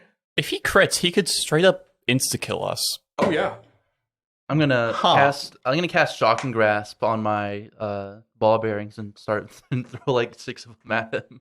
So you're like, okay, so you Shocking Grasp your ball bearings and you're just like jamming them and throwing them in there? Yeah, I'll just flavor wise, like that's just how I'm gonna reflavor like the turning firebolt into thunder or lightning damage. Oh, even cooler. Okay, yeah. Yeah, so you conjure. Are you trying to move it? Because you'll have disadvantage because you're within attack range of it. Oh, I'll move out if I can. Oh, I'm in attack range? Mm-hmm. Okay, if I'm already in attack range, then I'll just Shocking Grasp him. Because I forgot you just like pooped me out pretty much. Yeah, if you hit him with Shocking Grasp, you can't use his reaction though. That's true. I'm gonna Shocking Grasp him for sure. You're gonna give him some shock and ball torture? Yeah, I'm gonna grab his balls and start shocking. Shock. Yeah, you make a medicine check. Okay, I will if it'll help me. Medicine? Yeah. Medicine, 11. You notice nestled just at the base of the creature. Mm-hmm. Small set of balls. Time to get tickling. Small little dinkles. Dinkles? Little dinkles there. All right. Well, I'll aim for that, and if I miss a little bit, I'll get like taint or like I'll get something. Yeah, you'll hit somewhere in the taint region. Yeah. I'm gonna do the grab his dick and twist it. The old dick twist. Do you hear the gibbering mother gibber to you as it's like, don't twist my balls. All right. 12 plus something. That already hit, right? Yes. Okay. And then hiya. 2 damages. 2 damage. You grab him by the balls and shock him. He's like, stop grabbing my balls. As you start shocking them, he starts to pool all over the place. He does not like this. And he loses his reaction too. All right, I'm going to poke him in the eyeball and get out of here. So she give him a quick poke. It's like, my left eye. I'm going to get as far as I can from this thing. Okay, yeah, you just back up and hustle. You get out like 10 feet away because all the ground around you is like this it's all like... Yeah. It's like when you see those videos of the ground where it's like shaking, it's like gas water collection underwater. God. It's like that. That's how the ground feels right now. Oh God. I just imagine it feels horrible. So, all right, Voralden. All right. I'm gonna use my bonus action to actually apply the thing now that I'm not blind. Understandable. And then I'll attack it with my sword. Okay. But I think I have to make a wisdom save, right? First, Yes. I have advantage from protection. Mm-hmm. 10? That is just what you need to pass this. Okay. So I'm with one hand reach into my bag and grab out a bottle of a little bit of poisoning. You know, a little poison. Okay. Put it on my blade, Okay, as yeah. I cast the whatever it's called, quick response onto him. Okay, yeah. So you basically use your quick response ability and basically finding vital spots on it, and in this case, using poison. Yes. I will. Sorry, no, not even poison. I'm going to reverse hand grip my sword. You hold your short sword in your hand forward, and then you just switch it around to back, and then you take a lower stance. This is quick response stance. Yes. I am now going to attack it with advantage because I rolled. Yes. 16 plus 6. A 22 will 100% hit. So that's a d6 from the short sword, d6 from Hunter's Mark, and a d6 from quick response. Yes. This is how most rangers work anyways, just so you guys know. 12 plus 4 is 16 Damn. damage. Voralden. Yeah. Take it home. Hell See, yeah. I hit the reverse hand grip, right? Uh-huh. And then I realize the only thing reverse hand grip is good for, I'm going to run through it. Man. Basically. Dude. You do a back handspring out of the way of it can't take its reactions, a back handspring into a full dart forward and do a somersault forward roll and sliced through the creature.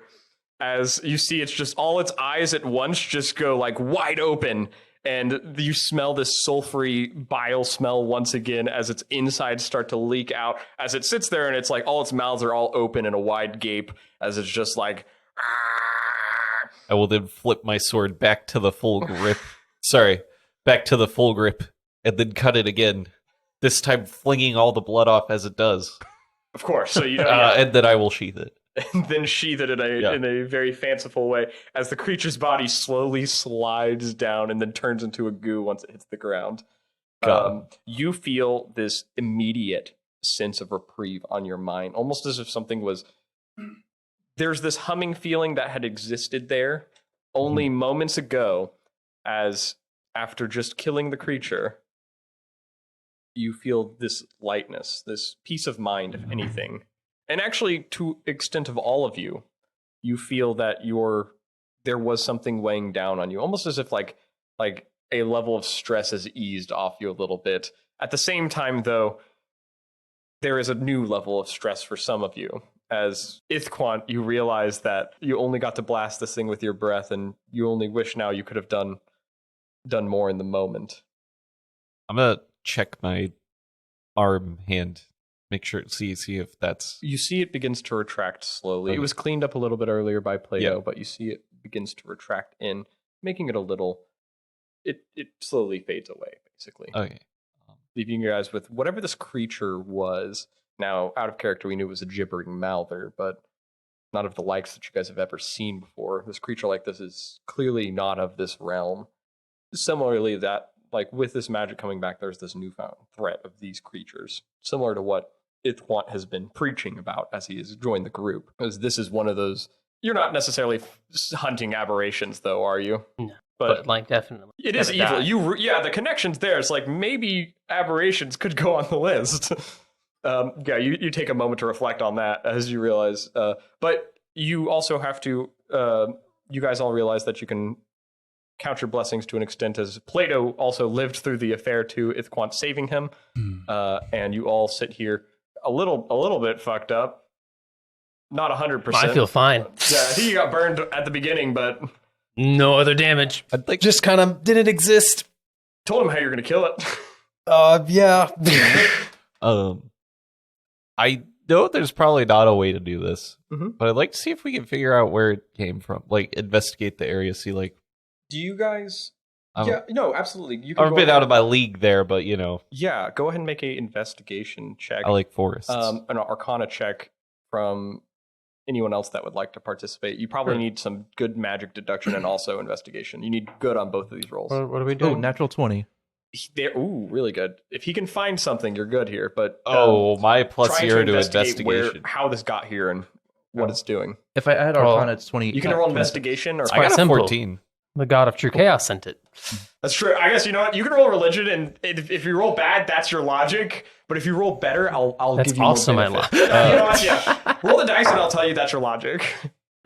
Religion. Yeah, Oh yeah, it's a solid 8. that's your logic. Yeah, it's I simple. got a 14 Okay. on either. For or one, investigation. you make the immediate decision that you should probably sample some of the liquid before you. Not sample as in try it. I mean, like take a sample in a little topper vial. Now we're talking. Gibbergoo. Address, you let go of the thing you thought could have been food for a second, as you realize no. Yeah, no, this is... It no. smells like old eggs. It's Eh. the new BDE, the New Gibbergoo. big dragon energy. It's, gibber energy. No, Gibbergoo. Gibbergoo. If you use it, then you're a gibbergoon. With your nat 20 on the Arcana check, you get the sample from it. Now, you have Bookie come out and fly and do his best to help you. You're a little out of your element, so you're having to make some deductions from the information. But these creatures, like this, a creature like this, while it is of origin to this realm of where true chaos is. Now, you don't necessarily know what that realm is. How it got here could have been a couple different things that you've deduced. One, it could have been actually from there, like transposed here, like Ithquant says. Like it was literally sent here from true chaos. Like, here's a portal, go through, something like that. That's one of the theories. Another one you might have, or another one you could say is probably like a being like this could be created of the world, like when magic came back. That these could have spontaneously appeared because when magic came back, it was clearly blending between these worlds. So you could deduce that might be a reason. Something like the tree ants. Just they're Appearing there and again.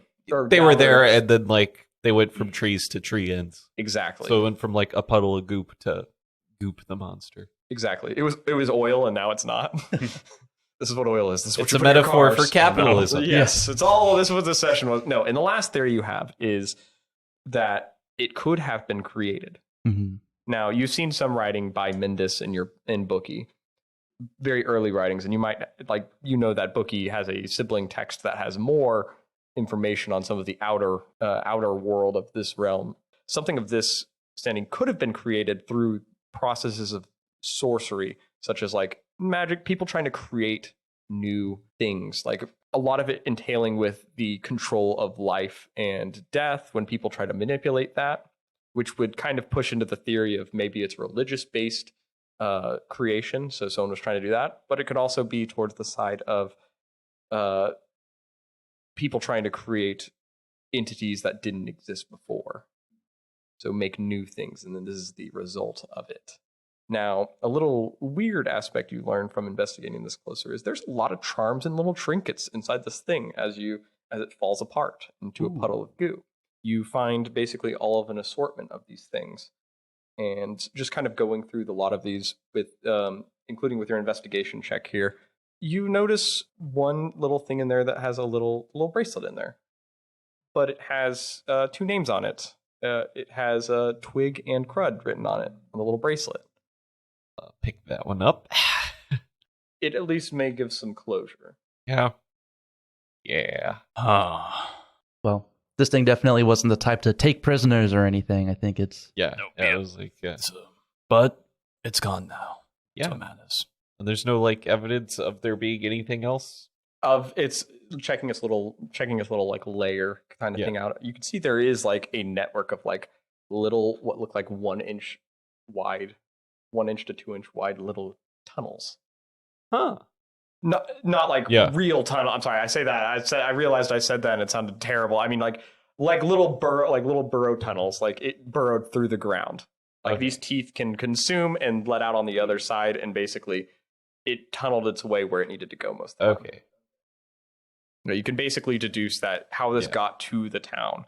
But there are tunnels that head off in multiple directions, not just this way. Gotcha.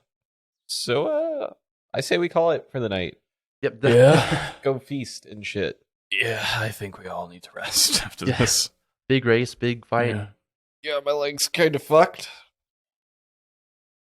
Hey, who's pretty low? I'm at 1. Yeah. Hey, I'm gonna start putting a bandage on whatever big hit you took. Just replace all my skin that's burned off. Yeah, start bandaging that healing touch thing spell. You take. You're hurting me? Yeah, you heal 12. Oh, awesome. Cure Negative wounds 12 damage. with cure. You guys pick up your stuff and take yourselves back to the town of Imrith. As you're on your way back, you guys can see just the liveliness of the town continuing on as if nothing ever happened. Mainly because, the people that disappeared, no one really talked about. However, when you get to the town, you notice one thing is a little bit strange.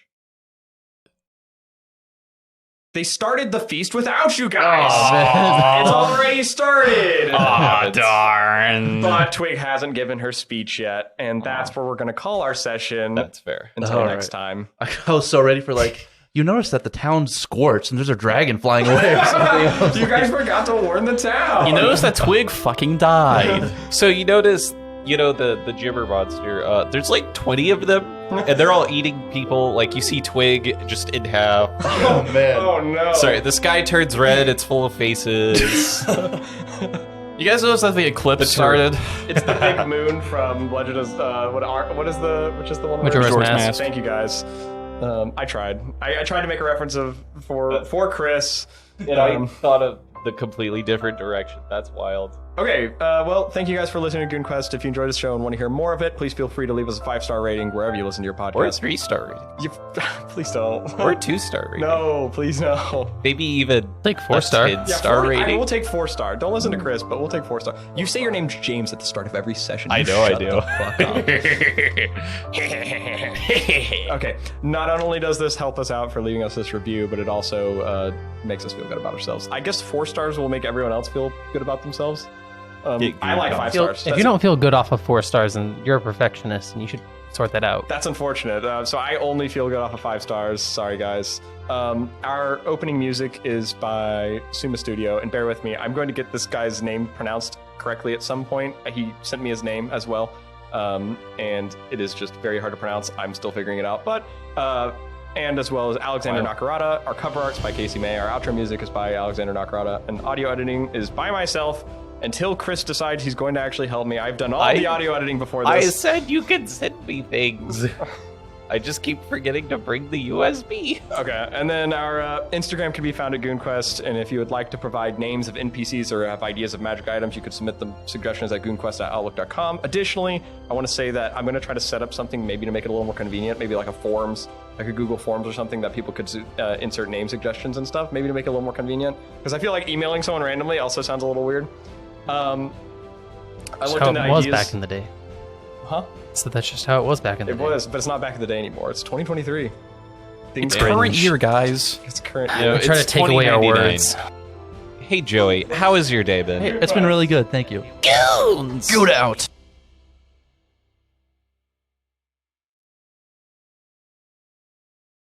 Jayden looks at Jimmy hungrily with anticipation. See, these are the moments that I cut from the thing and then post at the end. Like when you guys talked about dragons fucking. No, we. Wait, sorry, you were talking about snakes fucking. Yes. Oh, that's As a reference for Do you remember dragons. that? No? Fucking. I Well, didn't see, know if that was when we were doing it as a podcast or not. I don't remember either. It's come up quite a few times. Yes. Yeah, it came It's up. weird. A common discourse in the Yeah, Goons. it's a little strange, honestly. Like, How about when the dragon- inter- when the- female dragonborn have titties? No, we're not. They. The intercourse No. discourse. Intercourse. The course on intercourse. How to get to know a dragonborn's body. All right. So as you reach adulthood, you may 50 notice scales of red. some things start to change. Like your scales falling out and coming back in. That's a natural occurrence. You see, dragonborn puberty It's all about regrowth. As your scales come out, you molt them, you grow some new ones in. These are your adult scales. They stay for life. Especially the ones on your dick. Those are fucking wild.